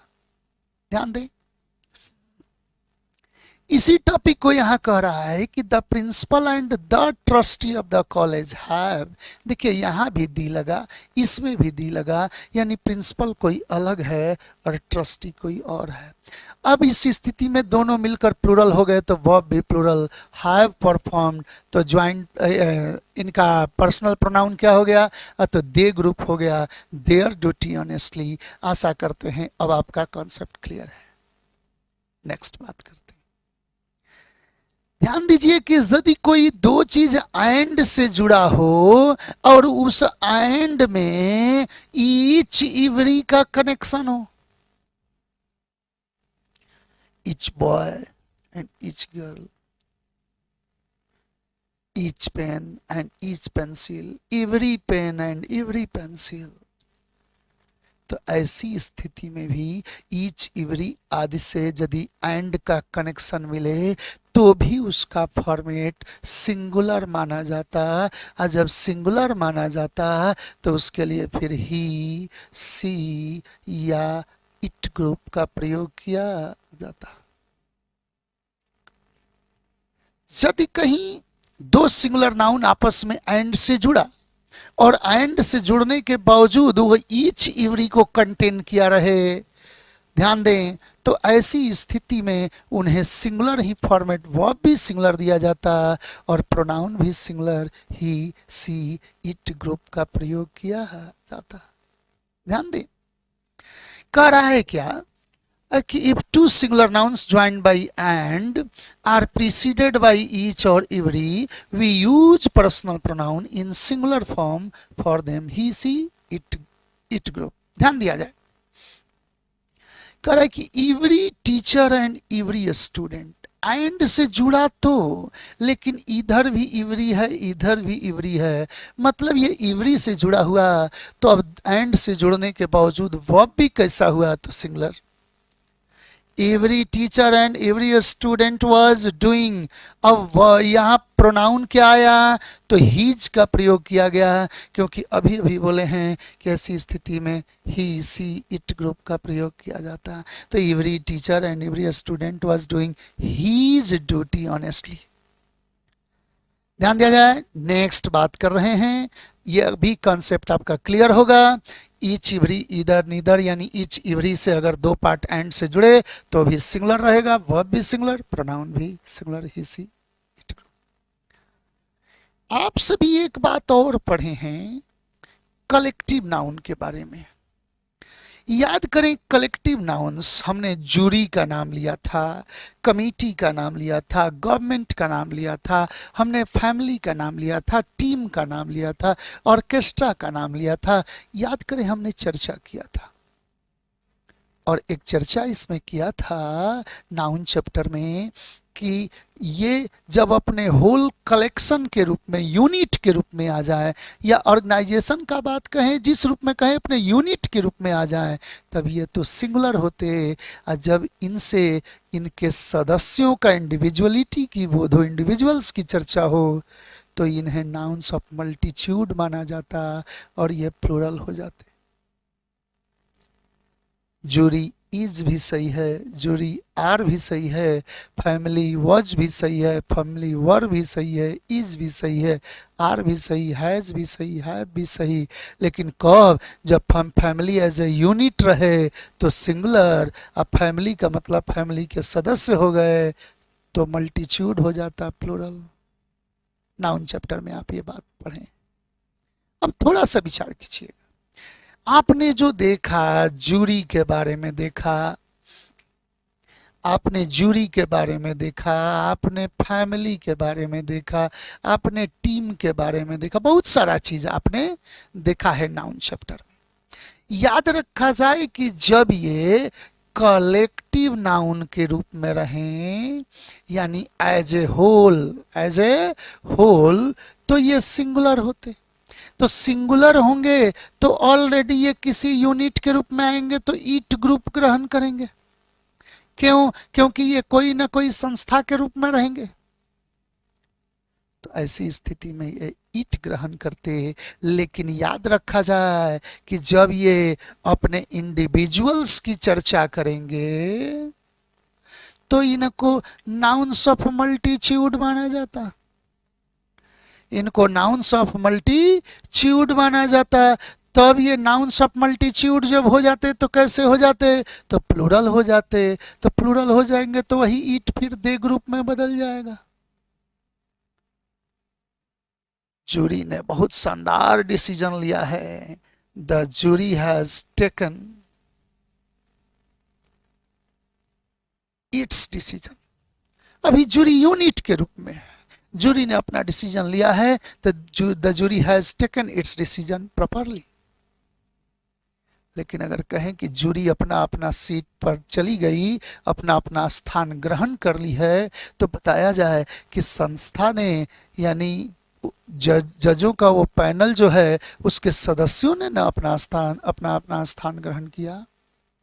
तो इस स्थिति में जूरी सिंगुलर नहीं, प्लूरल हो जाता। तो the jury have taken its seats properly नहीं, अब देयर सीट्स होना चाहिए। जूरी हैव, जूरी हैज नहीं, जूरी हैव हो गया।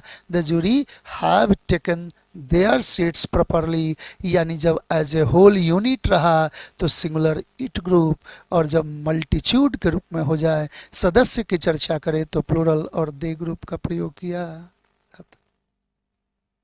ध्यान दें, इसी पॉइंट को यहां चर्चा किया गया है। कह रहा है कि if a collective noun is viewed as a whole, यदि किसी कलेक्टिव नाउन को एक पूरा यूनिट के रूप में दर्शाया जाए, the pronoun which stands for it must be in the singular number, बिल्कुल सिंगुलर रहना चाहिए, कब, जब एज ए होल रहे, एंड न्यूटर जेंडर यानी it group. The army had to suffer terrible consequences due to its own fault, army को भयंकर परिणाम भुगतना पड़ा अपनी गलती से। तो वहां आर्मी एक यूनिट के रूप में, सेना के रूप में दर्शाया जा रहा। आर्मी का अर्थ यहाँ ये नहीं हुआ कि आर्मी का मतलब इसके सिपाही, नहीं, आर्मी को यूनिट बनाया गया। आज यदि मैं आर्मी का अर्थ उसके सिपाहियों का अगर लगा लेता तो वहां वर्ब भी प्लूरल होता और देयर भी लग जाता, दे ग्रुप लग जाता। आफ्टर ए डीप डेलिब्रेशन, कह रहा है कि गहन मंथन के बाद, the jury gave its fair verdict, jury ने अपना सही फैसला सुनाया। तो जूरी यूनिट के रूप में है, सिंगुलर हुआ, फिर इट ग्रुप आ गया, it's verdict. The fleet will reach its destination very soon, कह रहा है क्या कि कारवां जो है तुरंत अपने जगह पर पहुंचेगा, तो वहां यूनिट के सेंस में है, तो फिर इट्स का प्रयोग हुआ। अब यही नोट के माध्यम से ध्यान दे, मल्टीट्यूड कह रहा है कि if a collective noun works as the noun of multitude, जब ये नाउन ऑफ मल्टीट्यूड के रूप में काम करे और conveys the idea of separate individuals, यदि अपने इंडिविजुअल्स की बात करने लगे, कंप्राइजिंग द होल यानी अपने पूरे यूनिट के सदस्यों का चर्चा करने लगे, तो ऐसी स्थिति में the pronoun which stands for it must be in the plural number, यानी दे ग्रुप होना चाहिए। ध्यान दीजिए, the jury were sitting comfortably in their seats, jury बड़े आराम से अपने जगह पर बैठी। एक बात बताया जाए, जूरी बैठी का मतलब उसके इंडिविजुअल्स बैठे, उसके सदस्य बैठे। ऐसी स्थिति में जूरी वर हो गया, प्लूरल हो गया। Were sitting comfortably in their seats यानी प्लूरल हो गया, तो इनके लिए पर्सनल फॉर्म भी दे ग्रुप लगा। The committee were divided in their opinion in this case and they put their different views. Committee आपस में मतभेद रखती थी और इसके बाद से कह रहा है क्या कि वो अलग अलग अपना विचार रखी। तो कमिटी अलग अलग विचार रखी, आपस में मतभेद था, इसका मतलब क्या है कि उसके इंडिविजुअल्स आपस में लड़े हुए थे। अब इस स्थिति में कमिटी जो है वो प्लूरल हो गया कि the committee were divided in their, plural, verb भी प्लूरल, प्रोनाउन भी plural, correct opinion in this case, and they put their, और उनके लिए जब हम सब्जेक्ट भी यूज करने लगे तो अब कमिटी जब इंडिविजुअल्स का बात किया तो प्लूरल दे, पोसेशन किए तो देयर। यानी आशा करते हैं कि आपको ये पॉइंट क्लियर हो गया होगा।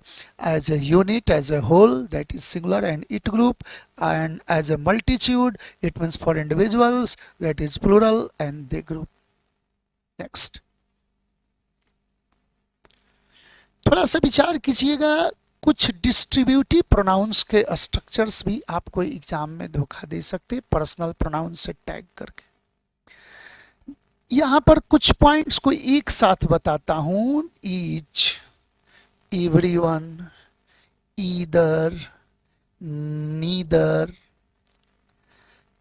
आप सभी डिस्ट्रीब्यूटिव प्रोनाउन के बारे में जानते होंगे।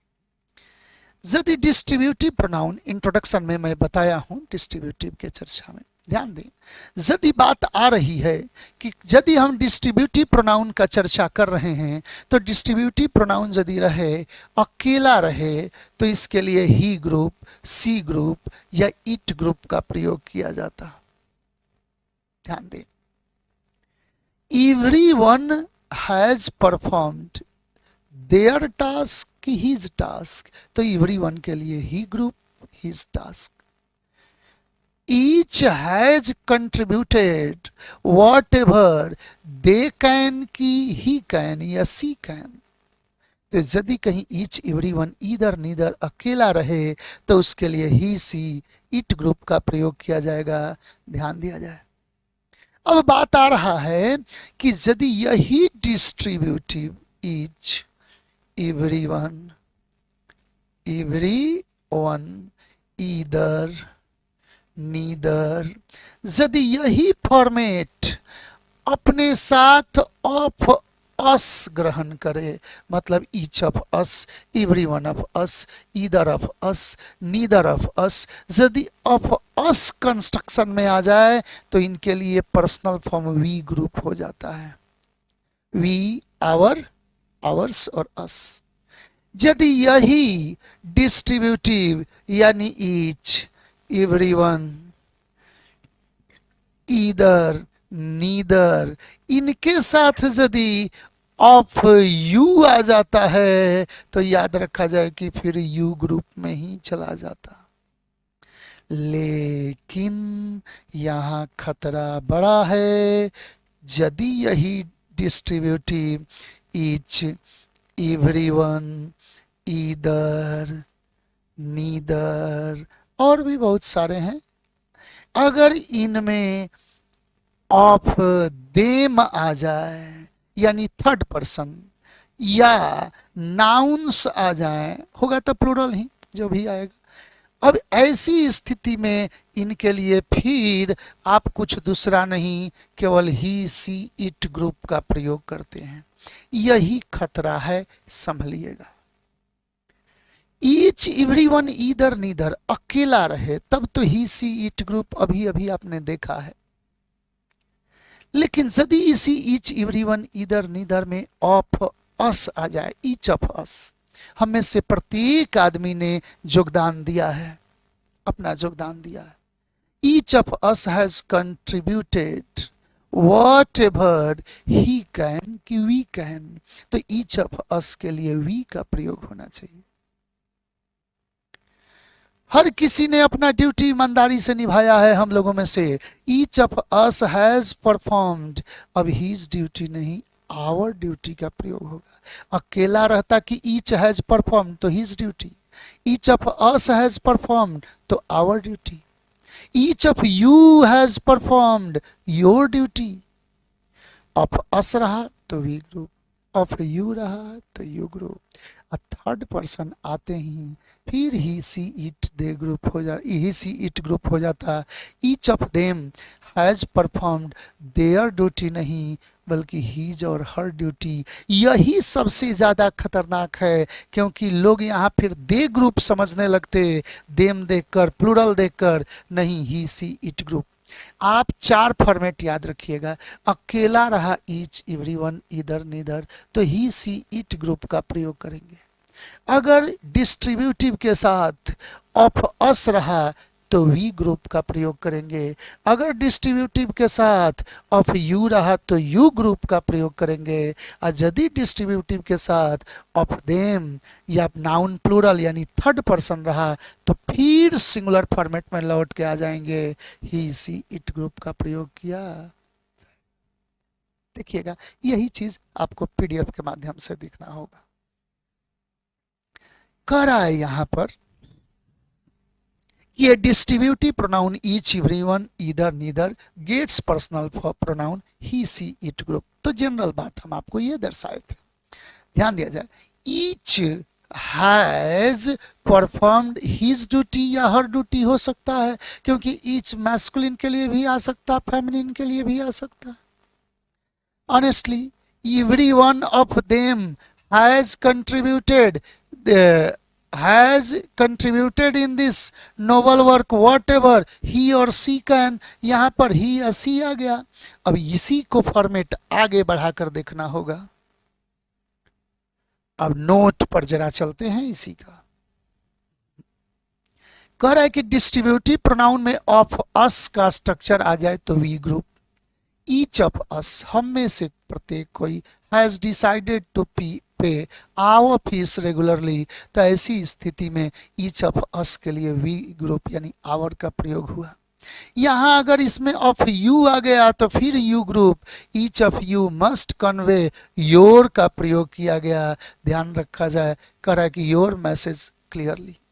लेकिन जब यही डिस्ट्रीब्यूटिव प्रोनाउन अगर प्लूरल नाउन्स ले ले, प्रोनाउन थर्ड पर्सन ले ले, मतलब देम ले ले, तो फिर ही सी इट ग्रुप पर लौट कर आ जाता। Each of the students has done, यहाँ देयर टास्क लिखा हुआ है कि हिज टास्क, तो देयर होता तो गलत लिखा जाता, यहाँ हिज सही लिखा हुआ है। Every one of them has performed, फिर यहाँ देयर ड्यूटी गलती हो जाता, यहाँ हिज ड्यूटी सही लिखा हुआ है। आशा करते हैं ये कॉन्सेप्ट क्लियर हो गया होगा आपको।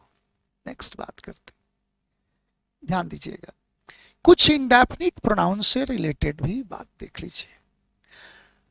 वो प्रोनाउन जिसका अंत वन या बॉडी से हो, वन या body, someone, somebody, anyone, anybody, no one, nobody, everyone, everybody, यदि वन या बॉडी से हो तो इसके लिए पर्सनल फॉर्म ही ग्रुप आता है या सी ग्रुप आता है। ध्यान दीजिएगा, किसी ने अपना चाबी ऑफिस में छोड़ दिया है, somebody has left their key की हिज की, तो हिज की somebody के लिए हिज लगाया गया, somebody has left his key in the office, someone has left his pen in the class। तो वन बॉडी से अंत करे तो ही या सी ग्रुप का प्रयोग करते, जबकि यही something, anything, nothing, everything, thing से अंत होने वाला इंडेफिनिट प्रोनाउन हो तो इसके लिए फिर इट ग्रुप का प्रयोग किया जाता। कुछ अपने स्थान पर जल रहा है यार, something is burning on its place, वहां देयर नहीं इट्स का प्रयोग होगा। अगर इंडेफिनिट प्रोनाउन जिसका अंत वन या बॉडी से हो उसके लिए पर्सनल फॉर्म यूज करना हो तो ही या सी ग्रुप लगाएंगे, लेकिन यदि थिंग से अंत करने वाला इंडेफिनिट प्रोनाउन रहे तो उसके लिए पर्सनल फॉर्म इट ग्रुप का प्रयोग किया जाता। नेक्स्ट बात करते, ध्यान दीजिए, इसी टॉपिक को थोड़ा सा यहां देखें। someone, somebody, anyone, anybody, no one, nobody, everyone, everybody, इनके लिए पर्सनल फॉर्म कौन सा आया तो ही या she group. According to the context, somebody has left his और her pen in the class, somebody पुरुष के लिए भी आ सकता, स्त्री के लिए भी आ सकता, तो his भी लगा, her भी चल सकता है। लेकिन यही यदि समथिंग, एनीथिंग, नथिंग, एवरीथिंग रहे तो इट ग्रुप आ जाता। Something is burning on their नहीं बल्कि इट्स प्लेस में अभी अभी बोला हूं, तो यहाँ समथिंग के लिए क्या यूज किए, इट्स ग्रुप, इट ग्रुप। अब आगे बढ़ता हूं, आप नाउन में भी एक बात पढ़े हैं, अब कॉन्सेप्ट आपके आसान हो जाएंगे। आप नाउन पढ़े हैं, few, many, several, others, A number of, ये सब के बाद नाउन हमेशा प्लूरल होता। तो जब प्लूरल होगा तब तो फिर प्लूरल आपका third person they group use होगा। बॉयज या a few boys have left his pen की their pens in the class, कुछ लड़कों ने अपना क्लास में कलम छोड़ दिया है, तो अब फ्यू लगा हुआ है तो नाउन भी प्लूरल, वर्ब भी प्लूरल, प्रोनाउन का जरूरत पड़े तो वो भी प्लूरल, यानी दे ग्रुप हो जाएगा। कह रहा है कि फ्यू, मेनी, सेवरल, अदर का प्रयोग हुआ रहे तो दे ग्रुप का। Few of my friends have marked their presence in the register, गिने चुने ना के बराबर हमारे दोस्त ऐसे हैं जिन्होंने रजिस्टर में अपना प्रेजेंस दर्शाया, तो जब फ्यू का प्रयोग कर दिए तो ऐसी स्थिति में दे ग्रुप का प्रयोग हुआ। जबकि आप पढ़े नाउन चैप्टर में कि जहां much, little, an amount of, इन सब का चर्चा हो तो अनकाउंटेबल के साथ आता, अनकाउंटेबल के लिए होगा तो सिंगुलर होगा, सिंगुलर होगा तो इट ग्रुप का प्रयोग किया जाएगा। Much of the rice is remaining on their place नहीं, इट्स प्लेस का प्रयोग होना चाहिए, क्योंकि मच का प्रयोग करेंगे तो नाउन अनकाउंटेबल होगा तो सिंगुलर होगा, फिर इट का प्रयोग किया जाएगा। यही बात कह रहा है कि much, little refer to pronoun it group, much of the rice is remaining on its place. अब फिर बात कर रहे हैं, एक पॉइंट और आप पढ़े थे, all, some, most, a lot of, lots of, a great deal of, a good deal of, इनका प्रयोग आप पढ़े थे कि ये काउंटेबल और अनकाउंटेबल दोनों के लिए यूज होता। जब ये काउंटेबल के लिए हों तो इन्हें प्लूरल माना जाता, वह प्लूरल दिया जाता, और अनकाउंटेबल के लिए हों तो इनको सिंगुलर फॉर्मेट माना जाता। All of the students are all of the rice is, तो जब ऑल ऑफ द स्टूडेंट्स करके प्लूरल हो गया, आर लगा दिए, तो प्रोनाउन भी प्लूरल जाएगा, यानी they group. I all of the rice singular हो गया, इज लगा दिए, तो फिर प्रोनाउन वो तो नॉन लिविंग है, तो it group. All of the students have attended their class and all of the rice is remaining on its place। याद रखा जाए, ये ऑल सम मोस्ट का प्रयोग काउंटेबल्स के लिए रहे, कह रहा है कि etc refer to the pronoun according to the countability. यदि ये काउंटेबिलिटी के लिए में आवे तो काउंटेबल्स के लिए हो तो दे ग्रुप, अनकाउंटेबल के लिए हो तो ईट ग्रुप। तो ऑल ऑफ द स्टूडेंट्स, यहाँ काउंटेबल है वह प्लूरल दिया, हैव डन तो प्लूरल दे ग्रुप हो गया, there task honestly. I all of the rice is remaining on it's हो गया, चावल के लिए यूज कर दिए तो all of the rice singular हुआ, सिंगुलर हुआ तो फिर इट्स आ गया। आशा करते हैं आपको पर्सनल प्रोनाउन का सेशन समझ में आया होगा।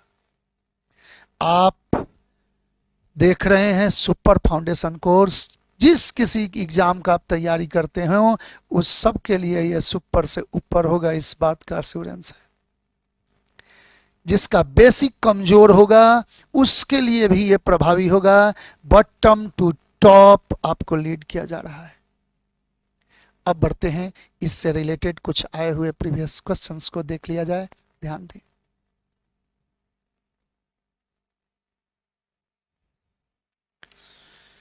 कह रहा है क्या कि दे आर सेइंग दैट, वे कह रहे हैं कि he and you will play for India. उनका स्टेटमेंट है कि मैं, वह और तुम भारत के लिए खेलेंगे। तो एक बात बताइए, आई हो गया फर्स्ट पर्सन, ये थर्ड पर्सन, यू सेकंड, तो 1 3 2 ऐसा कोई रूल था तो नहीं, ये बनावट गलत है। सही होना चाहिए यू, ही एंड आई, यानी 2 3 1 फॉर्मूला हो जाएगा। आपका आंसर कौन बनेगा? बी। नेक्स्ट बात करते हैं। Everyone must sign their full name before entering the hall। हर किसी को हॉल में एंटर करने से पहले अपना पूरा नाम साइन करना होगा, उसने पूरा नाम लिखना होगा। तो एवरीवन के लिए जब यूज कर रहे तो everyone must sign their full name की हिज फुल नेम या हर फुल नेम। अभी अभी तो आप पढ़े हैं कि वन बॉडी से अंत करे तो ही या सी ग्रुप, आ थिंग वाला में जाए तो इट ग्रुप। नेक्स्ट बात करते,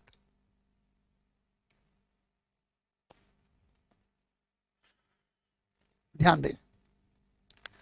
आई had first gone to Srinagar, सबसे पहले मैं श्रीनगर गया था।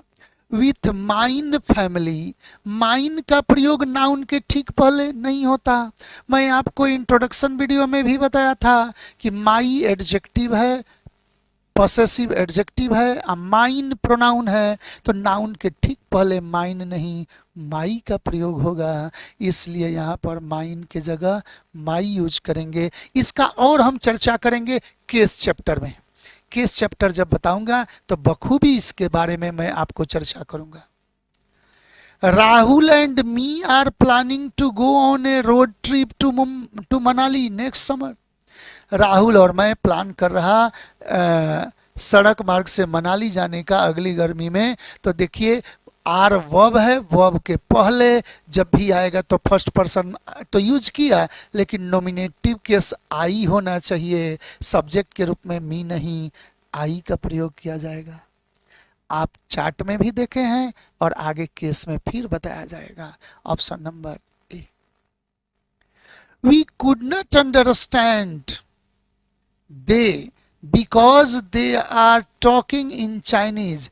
हम उन्हें नहीं समझ सके क्योंकि वो चाइनीज में बात कर रहे। तो एक बात बताइए, we could not understand, they verb के बाद यूज कर रहे हैं, तो दे तो सब्जेक्टिव केस हो गया। सब्जेक्ट के जगह पर हमें यूज करना है ऑब्जेक्ट के जगह पर वर्ब के बाद, तो वही दे किस में बदलेगा? देम में बदल जाएगा। तो we could not understand them होना चाहिए। ये आपको फिर केस में भी मिलेगा, पर्सनल प्रोनाउन में भी आप देखें। देखिए, either the doctor or his assistants of that hospital failed in his duty। या तो डॉक्टर या तो उनके असिस्टेंट अपने ड्यूटी में फेल हुए हैं, तो इधर द डॉक्टर और हिज असिस्टेंट्स, और nor, not only but also, इन सब से जुड़ जाए। इधर और नीदर नॉर से तो सब कुछ सेकंड वाले के आधार पर अफर्मेटिव स्ट्रक्चर में, तो असिस्टेंट्स के आधार पर क्या आया, अब दैट हॉस्पिटल फेल्ड, तो हीज होगा कि देयर होगा, तो देयर ड्यूटी होना चाहिए। ये हीज तो डॉक्टर के लिए हो गया, यहाँ और नॉर में सेकंड वाले के आधार पर चलना है, तो इसलिए हीज के जगह देयर यूज करेंगे। Answer number D. नेक्स्ट बात करते हैं। डिस्पाइट द मर्जर, विलय के बावजूद, the airline has reported sizeable losses, airline ने बड़ी क्षति दर्शाई है, एंड इज अनेबल टू पे देयर एम्प्लॉइज, और अपने एम्प्लॉई को वो पेमेंट नहीं कर पा रही। तो अब बताया जाए कि एयरलाइन अपना ये यूनिट के रूप में, संस्था के रूप में है, तो ऐसी स्थिति में एयरलाइन एक कंपनी है या ऑर्गेनाइजेशन कहिए, तो उसके लिए देयर नहीं, क्या यूज करेंगे, इट्स ग्रुप होना चाहिए, क्योंकि यह यूनिट एज ए होल बात हो रहा है, अतः इट ग्रुप का प्रयोग होना चाहिए। Our dog may look fierce, हमारा कुत्ता भले ही भयावह दिखता हो, but that would not hurt to a fly, लेकिन वो मक्खी को भी अहित नहीं करेगा। तो एक बात बताया जाए, कह रहा है कि our dog may look fierce, but that लगेगा कि इट लगेगा, क्योंकि कुत्ता के लिए यहाँ इट का प्रयोग किया जाएगा। कह रहा है कि मेरा कुत्ता भले ही भयावह दिखता हो, लेकिन यह एक मक्खी को भी क्षति नहीं पहुंचाएगा। तो ऐसी स्थिति में दैट के जगह इट का प्रयोग, आप पढ़े हैं कि जानवर के लिए इट का प्रयोग किया जाता। The police officer is saying that, police officer यह कह रहा है कि the inquiry committee will submit his report within a week, inquiry committee एक सप्ताह के अंदर अपना रिपोर्ट दाखिल करेगी। तो देखिए पुलिस ऑफिसर कह रहा है कि इंक्वायरी कमिटी अपना रिपोर्ट देगी, तो एज ए होल यूनिट का बात हो रहा है, ये कलेक्टिव नाउन है, मल्टीट्यूड का तो चर्चा नहीं कि उसके सदस्य का बात कर रहे हैं। तो ऐसी स्थिति में आप हीज कह रहा है कि the police officer is saying that the inquiry committee will submit his report के जगह इट्स रिपोर्ट होना चाहिए, क्योंकि वहाँ पर इट का प्रयोग करते हैं जब कलेक्टिव नाउन यूनिट के रूप में रहे, तो इट ग्रुप, अब मल्टीट्यूड होता है तो दे ग्रुप पढ़े होंगे, तो इसलिए answer number C. Each of the students of Delhi is performing their role, नहीं his role होना चाहिए, क्योंकि each everyone इधर नीदर, अकेला रहता है तो he she it group, of us रहे तो यू, ऑफ अस रहे तो वी ग्रुप, ऑफ यू रहे तो you group, a third person रहे नाउन या प्रोनाउन, ऑफ देम या नाउन प्लूरल, तो फिर ही सी ग्रुप, तो यहाँ देयर के जगह हीज यूज करेंगे। आशा करते हैं कि आपको पर्सनल प्रोनाउन समझ में आया होगा। Keep watching, keep reading, be bold and be bold for examinations. Thank you. Best of luck. मिलते हैं नेक्स्ट वीडियो में।